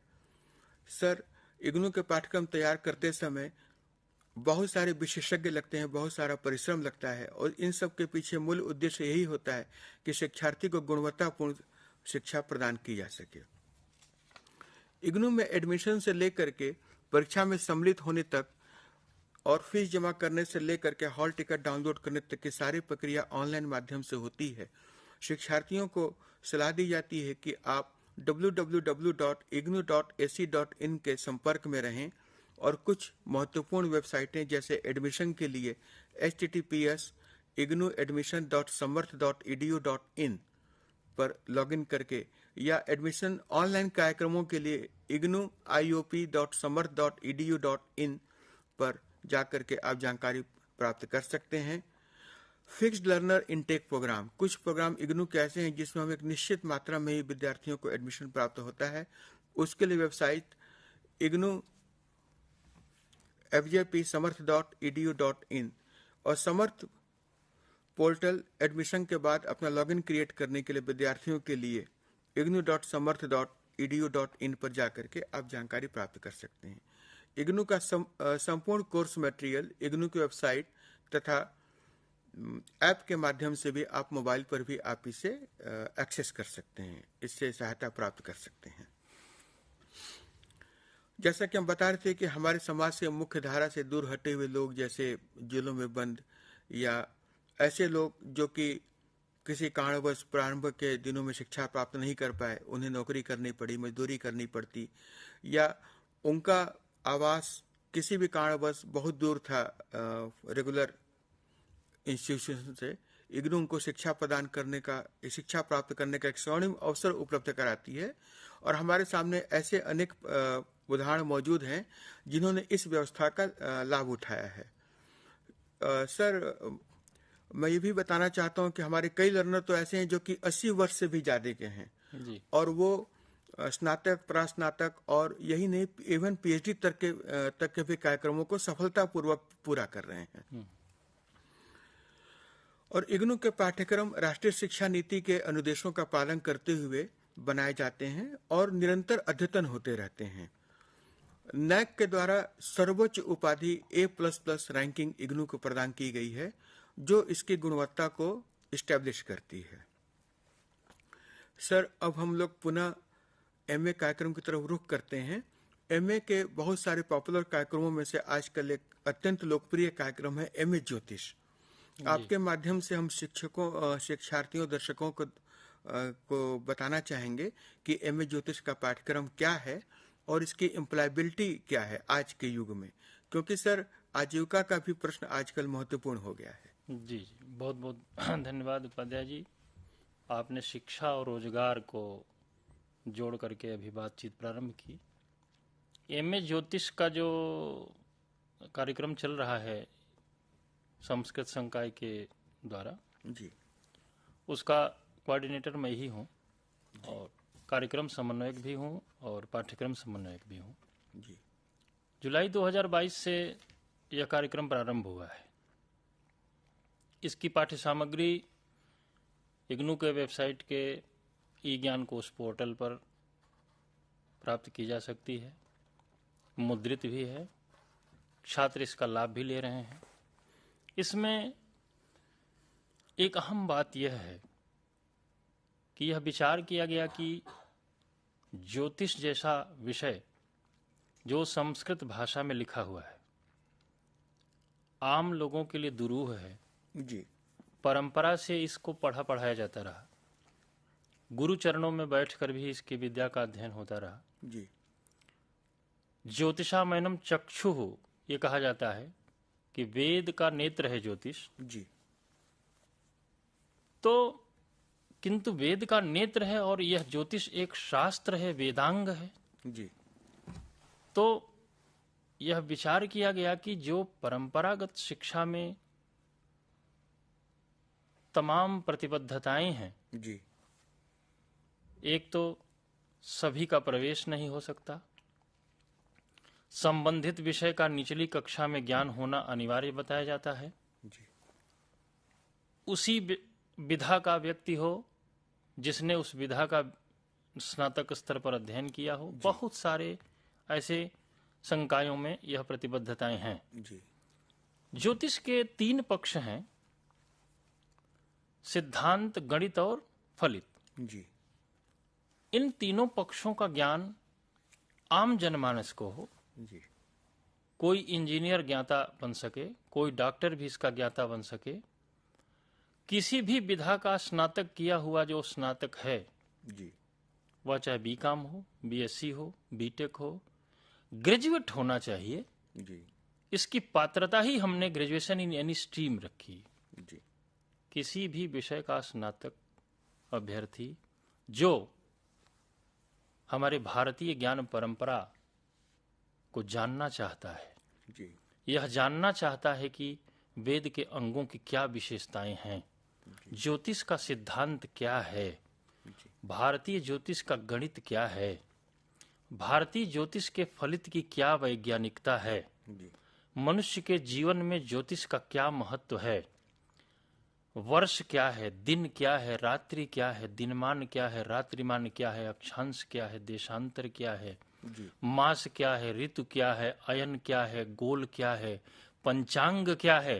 जी यह जो हमारा समग्र ज्ञान है, उससे उत्पन्न जो कुंडली जिसको बोलते हैं जन्मांग चक्र तक जब हम आते हैं, उस जन्मांग तक पहुंचने के पूर्व जो हमारा ज्योतिष का संपूर्ण ऐतिहासिक आचार्य परंपरा और उसके पश्चात सिद्धांतों का परिगणन, फिर उसके पश्चात मैथमेटिक्स उसका जो है कि कैसे हम गोल निकालते हैं, कैसे करण निकालते हैं, कैसे मुहूर्त निकालते हैं, कैसे योग तक जाते हैं, कैसे भोग तक जाते हैं, कैसे हम इष्टकाल निकालते हैं, सूर्योदय में से जब हम जन्म समय का वो घटाना करते हैं तो उसकी क्या विधि होती है। जी यह सब वैज्ञानिक ज्ञान, आकाशगंगा क्या है, निहारिका क्या है, चंद्रमा सूर्य क्या है, ब्रह्मांड क्या है, इनकी गति क्या है, इनकी विशेषताएं क्या हैं। जैसे जी आपने सहज रूप में मैं दर्शकों को भी बताऊंगा कि जैसे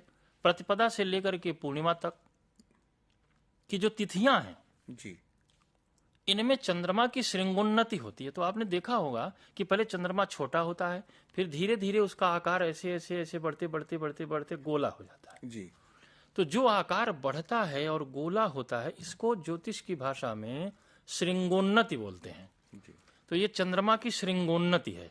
यह इसका बहुत बारीक अध्ययन, ग्रहण का अध्ययन, सभी पक्षों का वैज्ञानिक और गणितीय अध्ययन, सैद्धांतिक अध्ययन, वैज्ञानिक अध्ययन भारतवर्ष के आचार्यों और ऋषियों ने किया है, जिसको आज की राष्ट्रीय शिक्षा नीति प्रोत्साहित करती है, भारतीय ज्ञान परंपरा की ओर ले जाती है। उसके अनुपालन के दृष्टिगत यह कार्यक्रम संचालित किया गया और ये हर्ष का विषय है कि इसमें प्रथम बार जैसे ही यह कार्यक्रम आरंभ हुआ था, 1500 के आसपास छात्रों ने इसमें प्रवेश प्राप्त किया था और धीरे धीरे क्रमशः हमारी संख्या बढ़ ही रही है और लोग उत्साहित हैं इसको पढ़ने के लिए। हम इस माध्यम से, आज इस चैनल के माध्यम से दर्शकों से भी हम और श्रोताओं से भी हम एक आग्रह करेंगे कि आपको भारतीय ज्ञान परंपरा के भीतर जो भी ज्ञान समाहित है उसका सरलतम अध्ययन करना है, आपको जानना है, तो आप इंदिरा गांधी राष्ट्रीय मुक्त विश्वविद्यालय के इस ज्योतिष प्रोग्राम में, आप स्नातकोत्तर ज्योतिष उपाधि में, आप एमए ज्योतिष उपाधि में, आप चाहे किसी भी विधा के स्नातक हो, आप प्रवेश ले सकते हैं। साथ ही में एक सहज ही प्रश्न उपजता है उपाध्याय जी कि आप क्षेत्रीय सेवाओं से हैं जी तो क्षेत्रीय सेवाओं के द्वारा जो छात्रों को सुविधा प्रदान की जाती है, जी जैसे असाइनमेंट का और छात्र क्षेत्रीय सेवाएं का क्या संबंध है। जी कोई भी प्रवेश प्राप्त करता है तो वो अपना असाइनमेंट कहाँ जमा करे, जी कहाँ वो बनाए और कितनी अवधि के भीतर बनाए, उसे असाइनमेंट बनाना जरूरी है कि नहीं जरूरी है, उसके लिए क्या है, थोड़ा इस पर भी आप 2 मिनट प्रकाश डालने का कष्ट करेंगे। निसंदेह प्रोफेसर साहब, एमए ज्योतिष इग्नू का लोकप्रिय कार्यक्रम है। अभी इस वर्ष चंद्रयान हमारा चांद के उस हिस्से में पहुंचा जहां विश्व का कोई भी देश का सैटेलाइट नहीं गया था, और वैज्ञानिकों को संबोधित करते हुए हमारे देश के प्रधानमंत्री श्री नरेंद्र मोदी जी ने ज्योतिष में वर्णित बहुत सारे आचार्यों में से कुछ, जैसे कि वराहमिहिर, आर्यभट्ट, भास्कर आचार्य जी का उल्लेख किया था।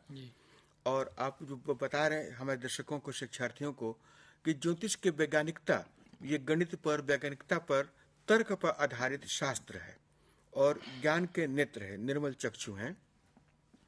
असाइनमेंट एक बहुत इंपॉर्टेंट कंपोनेंट होता है और टर्म एग्जामिनेशन जो कि दिसंबर एवं जुलाई में प्रत्येक वर्ष होते हैं, उसमें सम्मिलित होने के पूर्व असाइनमेंट को जमा करना आवश्यक होता है। 30% इसका वेटेज होता है अधिकांश कार्यक्रमों के लिए, और ये पाठ्यक्रम सामग्री को पढ़ने के पश्चात, भली भांति पढ़ने के पश्चात, असाइनमेंट में दिए गए प्रश्नों का उत्तर विद्यार्थियों को अपनी भाषा में। हमें यह ध्यान रखना है कि शिक्षार्थी से अपेक्षा की जाती है कि वो कॉपी न करे, अन्यथा उसे अंक नहीं प्राप्त होंगे। हृदयंगम करे अध्ययन सामग्री को, और अध्ययन सामग्री के प्रत्येक पाठ के अंत में रेफरेंसेस की भी सूची दी गई है। वो रेफरेंसेस हमारे ऑनलाइन भी उपलब्ध संसाधनों की सूची दी गई है, और किताबों, जर्नल्स, मैगजीन्स में प्रकाशित लेखों की भी सूची दी गई है। अगर शिक्षार्थी को आवश्यकता हो तो उनका भी अध्ययन करे, इम्पोर्टेंट पॉइंट्स को लिखे और प्रश्न में पूछे गए सवाल के आधार पर उत्तर को तैयार करे और असाइनमेंट को दे। असाइनमेंट के पीछे शिक्षार्थियों को भयभीत करना इग्नू का उद्देश्य नहीं रहता है, उससे प्रोत्साहित करना रहता है। टीचर या इवेल्युएटर उसको कमेंट के साथ शिक्षार्थी को वापस करते हैं कि उसके द्वारा प्रदान किए गए उत्तरों का स्तर कैसा था, किन किन बिंदुओं पर सुधार की आवश्यकता है, किन किन बिंदुओं पर थोड़ा सा और गहरा अध्ययन करने की आवश्यकता है। और इस प्रकार की स्टेप वाइज इम्प्रूवमेंट जो शिक्षार्थी के अध्ययन में होती है, वो अंततोगत्ता उसके बेहतर ज्ञान प्राप्ति में सहायक होती है। इग्नू में शिक्षार्थी जब एडमिशन लेता है तो अपने रीजनल सेंटर का चुनाव करता है जी। और इसके पश्चात उसे स्टडी सेंटर अलॉट हो जाता है। इग्नू के असाइनमेंट दो तरीके से जमा किए जा सकते हैं, ऑनलाइन या ऑफलाइन। वो स्टडी सेंटर पर जाकर के जमा हो जाते हैं। स्टडी सेंटर इग्नू का पूर्ण प्रयास रहता है कि शिक्षार्थी के आवास के नजदीक हो, एकदम नजदीक हो, और ऑनलाइन भी जमा किए जा सकते हैं। असाइनमेंट सुलेख में ऐसी पठनीय भाषा में साफ साफ लिख करके, और दाएं और बाएं मार्जिन भी छोड़ा है जिससे कि इवैल्यूएटर उस पर कमेंट लिख सकें। और जैसा मैंने शुरू में बताया कि कॉपी न करें, अपनी भाषा में लिखें, सरल बोधगम्य भाषा में लिखें, क्लिष्ट शब्दों के प्रयोग न करें। प्रोफेसर साहब, आपके माध्यम से हम लोग जान रहे थे कि उदाहरण के लिए एमए ज्योतिष, इसके लिए कोई आवश्यकता नहीं है इग्नू के संदर्भ में कि बीए ज्योतिष में अध्ययन प्राप्त लोग ही एडमिशन ले सकते हैं, या संस्कृत भाषा का ज्ञान होना अनिवार्य है। मैं दर्शकों को बताना चाहूंगा कि मैं स्वयं में कंप्यूटर बैकग्राउंड से हूं और मैंने भी एमए ज्योतिष का प्रथम वर्ष सफलतापूर्वक संपन्न किया है। अगर इग्नू के द्वारा इस प्रकार की सुविधा न उपलब्ध कराई जाती, फ्लेक्सिबल लर्निंग सिस्टम न होता, तो मैं एमए ज्योतिष में एडमिशन ही नहीं ले सकता था। आपने भी पढ़ा जी, आपके सानिध्य में, आपके मार्गदर्शन में प्रोफेसर साहब आपने पढ़ा। तो इग्नू एक बहुत बड़ी, एक केंद्रीय विश्वविद्यालय होने के नाते एक बहुत बड़ी भूमिका का निर्वहन कर रही है कि इंक्लूसिव एजुकेशन, जो ऐसे लोग जो किसी भी माध्यम में किसी भी श्रेणी में स्नातक की उपाधि प्राप्त किए वो परास्नातक में जा सकते हैं, और इसी प्रकार से 10+2 में शिक्षा किसी भी स्ट्रीम में हो वो बैचलर डिग्री में एडमिशन ले सकते हैं। एक बार पुनः मैं दर्शकों को ध्यान दिलाना चाहूंगा कि आपके नंबर पर, आपके टीवी स्क्रीन पर डिस्प्ले हो रहे नंबरों का उपयोग करके आप अपनी समस्या, अपने सुझाव हमें दे सकते हैं। आपकी समस्याएं यदि कोई हैं तो हम उसका निराकरण इस कार्यक्रम के माध्यम से करेंगे। इग्नू में certificate, advance certificates, post graduate certificates, diploma, post graduate diploma, graduation, post graduation और पीएचडी स्तर के कार्यक्रम चलाए जाते हैं। गुणवत्तापूर्ण शिक्षा प्रदान की जाती है। इग्नू भारत ही नहीं, विदेशों में भी कई देशों में इसके स्टडी इंस्टीट्यूशंस हैं जहां पर शिक्षार्थी शिक्षा प्राप्त कर रहे हैं। शुरू मैंने बताया कि इग्नू विश्व का सबसे बड़ा विश्वविद्यालय है। नैक द्वारा A++ गुणवत्तापूर्ण रैंकिंग प्राप्त करने के पश्चात इसके 32 लाख से ज्यादा इनरोल्ड शिक्षार्थी हैं। उदाहरण के लिए जैसे गृहिणी हमारी हो गई, माताएं बहनें हो गई जो घर में ही कामकाज में व्यस्त रहती हैं, उनको कॉलेज यूनिवर्सिटी जाने का मौका नहीं मिल पाता, वो इग्नू की सहायता से गुणवत्तापूर्ण शिक्षा प्राप्त कर रही हैं और जीवन में सफल हो रही हैं, आगे बढ़ रही हैं। इसी प्रकार से मैं अपने सैनिक भाइयों के लिए, विशेषतः जैसे अग्निवीर के लिए, वो भी शिक्षा प्राप्त कर रहे हैं। भारत सरकार का शिक्षा के प्रति बल देते हुए स्वयं प्रभा चैनलों की भी स्थापना की गई है।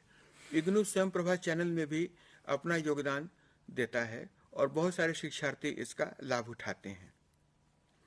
प्रोफेसर साहब, आपके माध्यम से आज हमने जाना कि बीए संस्कृत या संस्कृत का कोई भी कार्यक्रम, एमए संस्कृत या पीएचडी स्तर का या इस तरह के जो पाठ्यक्रम हैं, ये हमारी प्राचीन भारतीय पारंपरिक ज्ञान और हमारी संस्कृति से शुरुआत करते हुए आज के आधुनिक समय तक स्किल कंपोनेंट और एम्प्लॉयबिलिटी को इनकॉर्पोरेट करते हैं, उसे समाहित करते हैं और एक मौका मिलता है शिक्षार्थी को समाज में एक सम्मानित जीवन जीने का। और इग्नू इसमें एक महत्वपूर्ण भूमिका निभाती है। सर, एक प्रश्न यहाँ पर एक सहज ये उठता है कि संस्कृत जिसको क्या सरल भाषा में, जिसको संस्कृत न आती हो, कोई प्रारंभिक स्तर का भी कोई कार्यक्रम इग्नू में है क्या? सरल संस्कृत या इस प्रकार आपका प्रश्न बहुत प्रासंगिक है जी।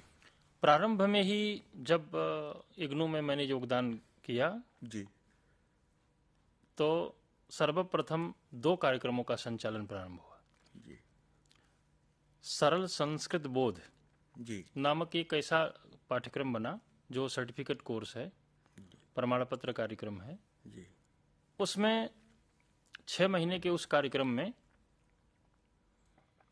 कुल 4 प्रश्न पत्रों में 16 क्रेडिट में उसका विभाजन हुआ, जी, जिसमें संस्कृत भाषा की वर्णमाला से प्रारंभ करके शब्द ज्ञान और शब्दों के ज्ञान के आधार पर वाक्य ज्ञान, जी, फिर शब्दों को जोड़ करके कैसे समास बनते हैं, शब्दों का अलग हो करके संधियां कैसे होती हैं, इस प्रकार का ज्ञान कराते हुए धीरे धीरे वस्तुओं का ज्ञान कराया गया है उसमें। जैसे कुर्सी है, टेबल है, ये कंप्यूटर है इत्यादि, ये जो वस्तुएं हैं घरेलू, कोई भी वस्तु घरेलू प्रयोग की है, खाद्य की सामग्री है, वस्त्र है, इन सबको संस्कृत में क्या कहते हैं, इनका नाम क्या है। दूसरा ये कि जो संबंधवाचक नामावलियां होती हैं, जैसे मनुष्य परिवार में, समाज में संबंधों के आधार पर जीवन यापन कर रहा है। चाचा भतीजे का संबंध है, भाई भाई का संबंध है, माता पुत्र का संबंध है, पिता पुत्र का संबंध है, मित्र मित्र का संबंध है, और जो हमारे संबंधी होते हैं जिन्हें रिश्तेदार हम कहते हैं, जैसे मामा हैं, फूफा हैं इत्यादि, मौसा हैं, बाबा हैं, चाचा हैं, ये जो रिश्ते होते हैं, संबंध होते हैं, इनको संस्कृत में क्या कहते हैं, स्त्रीलिंग में क्या कहेंगे, पुल्लिंग में क्या कहेंगे, इन सब बातों को बताते हुए धीरे धीरे किसी उत्सव के अवसर पर, जैसे जन्मदिन के अवसर पर मित्र मित्र क्या बात करेंगे, चिकित्सक रोगी का यदि संवाद होगा तो वह क्या बात करेगा, क्रेता विक्रेता का संवाद होगा तो वह क्या बात करेगा, इसी प्रकार अगर शिक्षक और छात्र का संवाद होगा तो क्या बात करेगा। इस तरह के सरल संस्कृत बोध नामक पाठ्यक्रम में हिंदी, संस्कृत और अंग्रेजी तीनों भाषाओं में संयुक्त रूप से उसको बताते हुए, छात्रों की सुविधा का ध्यान रखते हुए ऐसा कार्यक्रम संचालित किया गया है, जिसमें प्रवेश प्राप्त करके कोई भी व्यक्ति जिसको संस्कृत का कुछ भी नहीं पता हो, वह संस्कृत बोलना सीख सकता है, संस्कृत पढ़ करके उसका अर्थ लगाना सीख सकता है, यदि वह सरल संस्कृत बोध नामक प्रमाण पत्र कार्यक्रम में प्रवेश प्राप्त करता है तो। यह कार्यक्रम इग्नू के द्वारा संचालित है। जी, ये इग्नू की और एक विशेषता है कि संस्कृत में कोई रिजिडिटी नहीं है। जिनको संस्कृत सीखना हो वो भी इस पाठ्यक्रम का उपयोग करके संस्कृत भाषा का ज्ञान प्राप्त कर सकते हैं और उसके पश्चात अन्य पाठ्यक्रमों में एडमिशन लेकर के अपनी ज्ञान परंपरा को समृद्ध कर सकते हैं। शिक्षार्थियों, जैसा कि शुरू मैंने बताया था कि इग्नू में doctor of philosophy, PhD, nursing और बीएड के लिए प्रवेश शुरू हो गया है। इसके लिए नेशनल टेस्टिंग एजेंसी के माध्यम से प्रवेश परीक्षा आयोजित की जाएगी और उसमें सफल उम्मीदवारों का चयन इग्नू में होगा। उदाहरण के लिए पीएचडी के लिए admission criteria, candidates who have completed 1 year or 2 semester master's degree program after a 4 year or 8 semester bachelor degree program or a 2 year or 4 semester master's degree program after a 3 year or 6 semester bachelor degree program or qualification declared equivalent to master's degree by the corresponding statutory regulatory body with at least 55% marks in aggregate or its equivalent grade in a point scale wherever grading system is followed, or equivalent qualification for a foreign educational institution accredited by an assessment and accreditation agency which is approved, recognized or authorized by an authority established or incorporated under a law in home country or any other statutory authority in that country to assess, accredit or assure quality and standards of the educational institutions. इसके अलावा 5% का relaxation भी दिया जाता है SC, ST, OBC candidates के लिए, या इकोनॉमिकली वीकर सेक्शन और अदर कैटेगरीज को भी कमीशन के द्वारा समय समय पर उपलब्ध नियमों के अनुसार रिलैक्सेशन प्रदान किया जाता है। शिक्षार्थियों को, जैसा कि आप लोगों को विदित है कि शुरू में ज्ञान परंपरा प्रोफेसर साहब श्रवण पर आधारित थी जी। गुरु चरणों में, ऋषि चरणों में बैठ करके शिक्षार्थी श्रवण माध्यम से शिक्षा प्राप्त करता था जी। उस समय कागज का आविष्कार हुआ नहीं था। बाद में कागज का आविष्कार या उसके पूर्व पांडुलिपियों पर ज्ञान को संरक्षित किया जाता था और वो एक पीढ़ी से दूसरी पीढ़ी तक चलते थे। कागज के आविष्कार के द्वारा एजुकेशनल इंस्टीट्यूशंस की स्थापना हुई। सर, इसमें भी भारत हमारा विश्व गुरु का स्थान था। उदाहरण के नालंदा विश्वविद्यालय आदि के स्थापना के द्वारा हम सारे विश्व में प्रसिद्ध थे।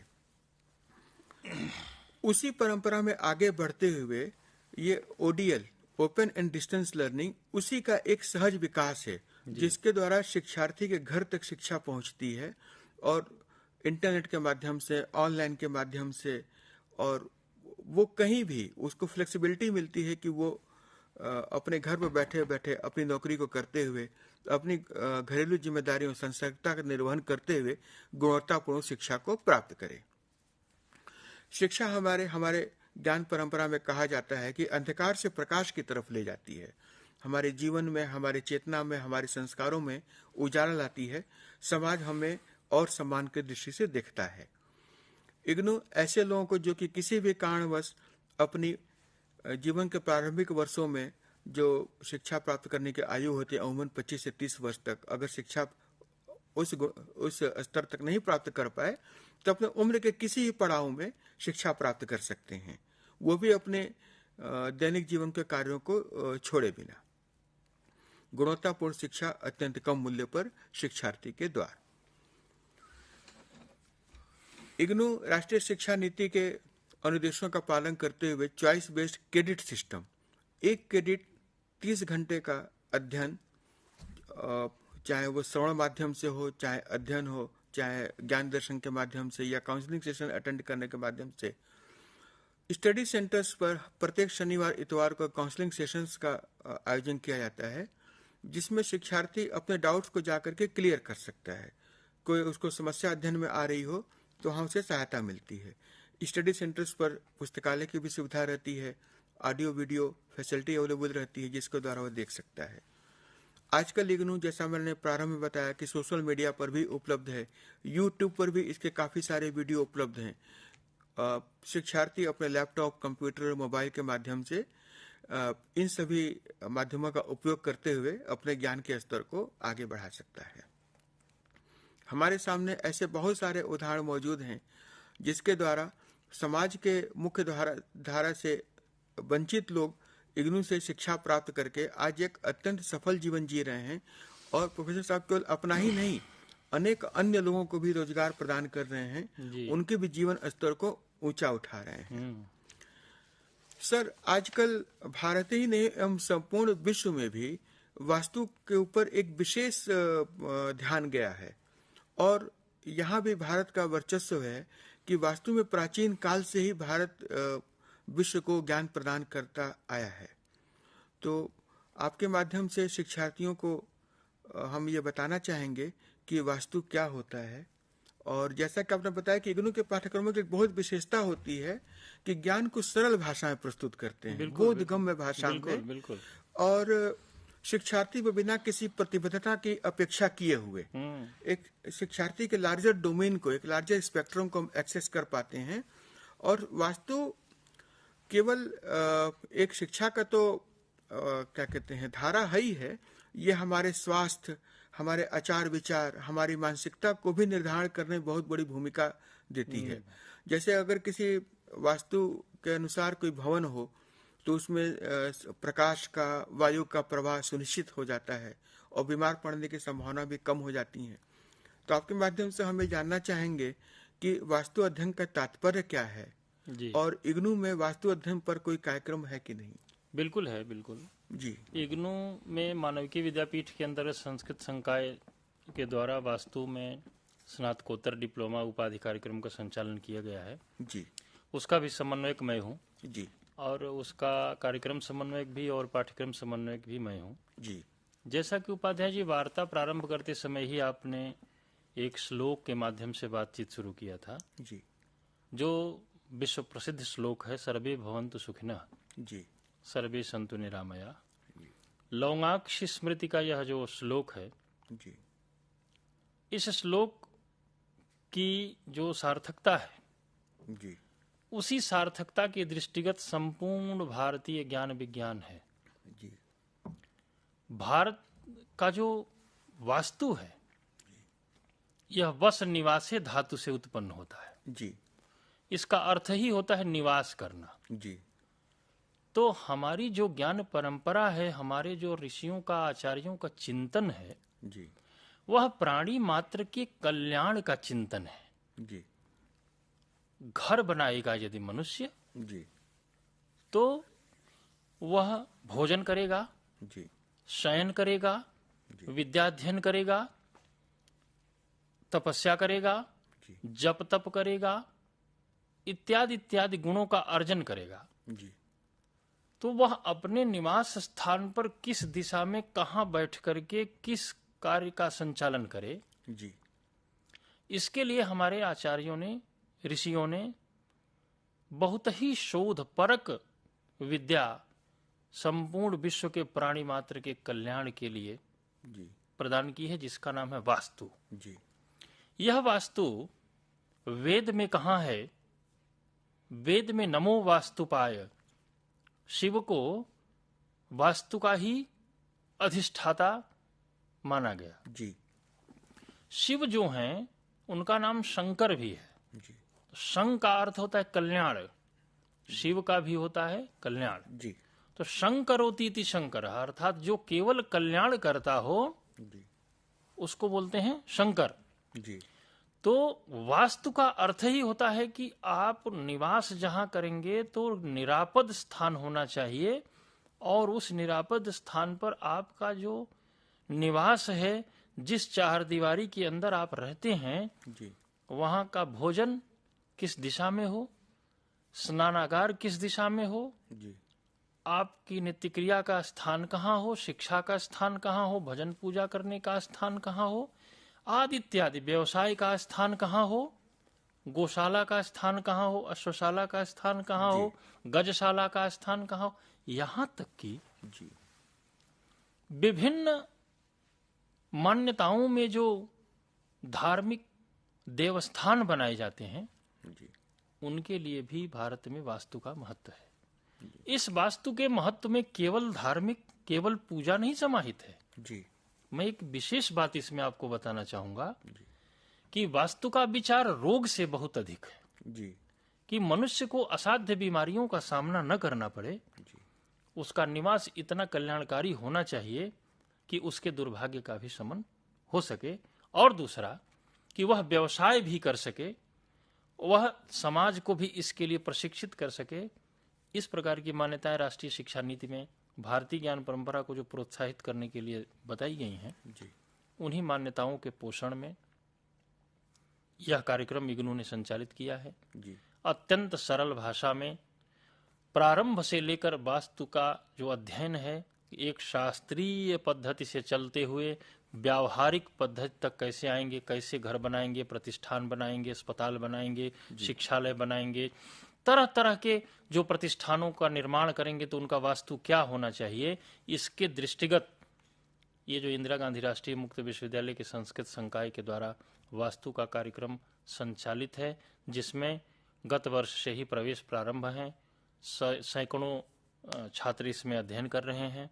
हम दर्शकों से यह बताना चाहेंगे कि आपको यदि सरल भाषा में प्रामाणिक सामग्री के द्वारा एक सफल वास्तुविद बनना है, अच्छा शास्त्रीय प्रमाण के द्वारा, निदान के द्वारा यदि वास्तु का, एक आर्किटेक्चर की जितनी विद्या हो सकती है, यदि उसको आपको सरल भाषा में जानना है तो आप इग्नू द्वारा संचालित पीजी डिप्लोमा इन वास्तुशास्त्र में प्रवेश लेकर के आप इसका ज्ञान अर्जित करें और स्वयं लाभ प्राप्त करें, समाज को भी लाभ दें। ये वास्तु का हमारा कार्यक्रम है। उपयोगी जानकारी के लिए बहुत बहुत आभार आपका प्रोफेसर साहब। वास्तव में वास्तु अध्ययन के द्वारा हमारे ज्ञान तो समृद्ध होता ही है, हमारे अपने जीवन और अंततः समाज और राष्ट्र के जीवन में एक गुणवत्ता का भी समावेश होता है, बिल्कुल, जो हमें एक बेहतर चेतना की तरफ प्रोत्साहित करती है। इस कार्यक्रम के माध्यम से हम इलेक्ट्रॉनिक मीडिया प्रोडक्शन सेंटर का भी हार्दिक आभार प्रकट करते हैं, जिनके सहयोग से इस कार्यक्रम को हम आप तक पहुंचा पा रहे हैं। जैसा कि मैंने बताया कि पीएचडी में बीएससी नर्सिंग में और बीएड के लिए प्रवेश प्रक्रिया शुरू हो चुकी है। उदाहरण के लिए पीएचडी के संदर्भ में submission of online application for entrance test for PhD programme can be undertaken online at www.ignou.ac.in from 12 December 2023. Examination fee ₹1,000 should be remitted through payment gateway using a credit card, debit card, online banking के द्वारा किया जा सकता है। कुछ महत्वपूर्ण दिवसों की सूची इस प्रकार से है। Availability of information brochure 12 December 2023, online submission of application form 12 दिसंबर से शुरू हो सकता है। Last date of online registration 31 दिसंबर तक करा लें। एग्जामिनेशन डेट 7 जनवरी 2024 तक को होगा, एग्जामिनेशन डेट है, और ड्यूरेशन ऑफ एग्जाम 3 आवर्स का है जी। यहाँ पर हम शिक्षार्थियों को सलाह देना चाहते हैं कि आप अंतिम तिथि का इंतजार न करें, प्रारंभ में ही एडमिशन ले लें। और चूंकि इसमें फीस ऑनलाइन माध्यम से जमा होगी, तो आप सुनिश्चित करें कि आपके इलेक्ट्रॉनिक डिवाइसेस में, चाहे वो लैपटॉप हो, कंप्यूटर हो, मोबाइल हो, उसमें किसी प्रकार का वायरस न हो, उसके हैक होने की संभावना न हो। लेटेस्ट एंटीवायरस उसमें डाल कर रखें। ओरिजिनल ऑपरेटिंग सिस्टम और एप्लीकेशन और ऐप्स का यूज करें, जो सर्टिफाइड ऐप्स हो उन्हीं का यूज करें, और जिससे कि आप सुरक्षित रहें, आपका कोई भी डिजिटल ट्रांजैक्शन सुरक्षित रहे। इग्नू अपने संपूर्ण क्रियाओं में से अधिकांश को ऑनलाइन कर दिया है, जिसके पीछे प्रोफेसर साहब हमारी मंशा यही है कि कार्य त्वरित गति से हो और शीघ्र हो, क्योंकि पोस्टल सिस्टम या मैनुअल सिस्टम में उसे बहुत दिन लग जाते हैं। डाक के द्वारा चीजों को आने जाने में ऑनलाइन में तुरंत हो जाता है। यहाँ पर मैं अपना उदाहरण देना चाहूंगा कि मैंने जब एमए ज्योतिष में एडमिशन लिया था, तो एडमिशन लेने में मुझे 10 से 15 मिनट का समय लगा था, और उसके अगले 5 से 6 मिनटों में मुझे आइडेंटिटी कार्ड भी मिल गया था। जो कि आइडेंटिटी कार्ड मिलने में पहले कि मुझे याद है, जो मैं बीएचयू से पढ़ता था तो 6-6 महीने लग जाया करते थे जो है। तो इग्नू वास्तव में गुणवत्तापूर्ण शिक्षा और बहुत त्वरित गति से उपलब्ध कराती है, वो भी देश के किसी भी कोने में, चाहे वो अंडमान निकोबार में हो, हमारे जंगल में रह रहे आदिवासी भाई बहन हो, या सुदूर गांव में रह रहे हो, जो मुख्य धारा से उतने जुड़े हुए न हो। इग्नू उनको एक शिक्षा प्राप्त करने का सुअवसर, एक मौका उपलब्ध कराती है। और इग्नू में सर्टिफिकेट से लेकर के पीएचडी तक के विभिन्न प्रकार के कार्यक्रम चलाए जाते हैं। शिक्षार्थी अपनी रुचि के अनुसार, अपनी योग्यता के अनुसार किसी भी पाठ्यक्रम में प्रवेश लेकर के अपने जीवन को समृद्ध कर सकता है। और इंदिरा गांधी राष्ट्रीय मुक्त विश्वविद्यालय, जैसा कि मैंने बताया कि भारतीय संसद द्वारा 1985 में इसकी स्थापना की गई थी, और ये वर्तमान में केवल यही एक ओपन यूनिवर्सिटी है जिसको नैक द्वारा A++ की गुणवत्ता की रेटिंग मिली हुई है। यूनेस्को ने इग्नू की शिक्षण सामग्री को एक्सेलेंट की उपाधि से विभूषित किया है। और इग्नू आजकल एक टर्म चल रहा है करीब पिछले 30-35 वर्षों से, डेमोक्रेटाइजेशन ऑफ एजुकेशन, शिक्षा का लोकतंत्रीकरण। जैसे ऐसा न हो कि किसी के पास फीस के लिए पैसे कम पड़ रहे हों, शिक्षा प्राप्त करने के लिए उसको प्रातः 9 बजे से लेकर शाम 6 बजे तक क्लासरूम अटेंड करना अनिवार्य हो, या शिक्षा प्राप्त करने के लिए ट्रांसपोर्ट आने जाने में बहुत समय लग जाए। इग्नू इन सारे बंधनों को दूर कर देती है। शिक्षण सामग्री शिक्षार्थी के घर तक जाती है, वो भी गुणवत्तापूर्ण शिक्षा और बहुत कम मूल्य पर। सर, अभी जब टर्म एग्जामिनेशन होते हैं तो उसमें प्रत्येक पेपर के जो फीस होती है केवल 200 रुपए मात्र है। तो बहुत कम मूल्य पर जो है इग्नू शिक्षा उपलब्ध करा रही है, और वो भी गुणवत्तापूर्ण शिक्षा। एक शिक्षण सामग्री को तैयार करने में विशेषज्ञों की एक टीम लगती है, उसका भी इवैल्यूएशन होता है, समय समय पर मॉडिफाई किया जाता है, और राष्ट्रीय शिक्षा नीति के अनुदेशों के अनुसार उसे पालन किया जाता है। जी। और इग्नू की पाठ्य सामग्री प्रिंटेड मटेरियल के साथ साथ यूट्यूब पर वीडियो उपलब्ध है, बहुत सारे ई ज्ञान कोश पर भी उपलब्ध है, जहां से शिक्षार्थी उनका लाभ प्राप्त कर सकते हैं। जी। टर्म एंड एग्जामिनेशन वर्ष में 2 बार होते हैं, जिसके द्वारा शिक्षार्थी इससे बेनिफिट ले सकते हैं। जी। इग्नू को कन्वोकेशन के माध्यम से उपाधि प्राप्त की जाती है और ये क्रेडिट पर सिस्टम है। 1 क्रेडिट 30 घंटों के अध्ययन के बराबर होता है। अध्ययन में हमारा चाहे ऑडियो वीडियो लेक्चर को अटेंड करना, पाठ्य सामग्री प्रिंटेड माध्यम से अध्ययन करना या अन्य किसी अध्ययन गतिविधियों के द्वारा ज्ञान प्राप्त करने को 1 क्रेडिट कहा जाता है। और हमारे यहाँ प्रोग्राम मॉड्यूल्स पर बने हुए हैं, जैसे CBCS choice based credit system है, तो शिक्षार्थी अपने हिसाब से मॉड्यूल चुन करके और अपने अध्ययन को आगे बढ़ा सकता है। और इग्नू में एक विशेषता है मल्टीपल एंट्री मल्टीपल एग्जिट। शिक्षार्थी एक बार मल्टीपल एंट्री का तात्पर्य है कि चाहे उदाहरण के लिए संस्कृत के संदर्भ में, चाहे वो किसी भाषा में किसी भी विधा में स्नातक की उपाधि प्राप्त हो, वो स्नातकोत्तर की उपाधि संस्कृत विभाग से प्राप्त कर सकता है। संस्कृत विभाग के द्वारा अनेक प्रकार के कोर्स चलाए जाते हैं। उदाहरण के लिए प्रोफेसर साहब ने बताया कि MA ज्योतिष, MA वास्तु, इस प्रकार के कोर्स चलाए जा रहे हैं। वैदिक अध्ययन भी है, वैदिक अध्ययन भी है, हिंदू अध्ययन भी है। जी जी, हिंदू अध्ययन भी है। अब समय हमारे पास बहुत कम बचा हुआ है, तभी प्रोफेसर साहब हम आपसे ये अनुरोध करेंगे कि वैदिक अध्ययन और हिंदू अध्ययन के बारे में हमारे शिक्षार्थियों का लाभान्वित करने का। वैदिक अध्ययन में देखिए उपाध्याय जी, क्या है ना कि भारत देश में वेद में संस्कृत में क्या है कि समूहगत होता था कि द्वितीय वर्ष में वेद के प्रश्न पत्रों की परीक्षा दे लेने पर वेद में अध्ययन माना जाता था जी, अथवा केवल वेदाचार्य की डिग्री जो संस्कृत टू संस्कृत होती थी जी। किंतु मैं जिस कार्यक्रम का समन्वयक हूँ उसका नाम है MA वैदिक अध्ययन और वह प्रारंभ हो चुका है, उसमें प्रवेश हुए हैं, परीक्षा हो रही है, उसकी सामग्री बन चुकी है।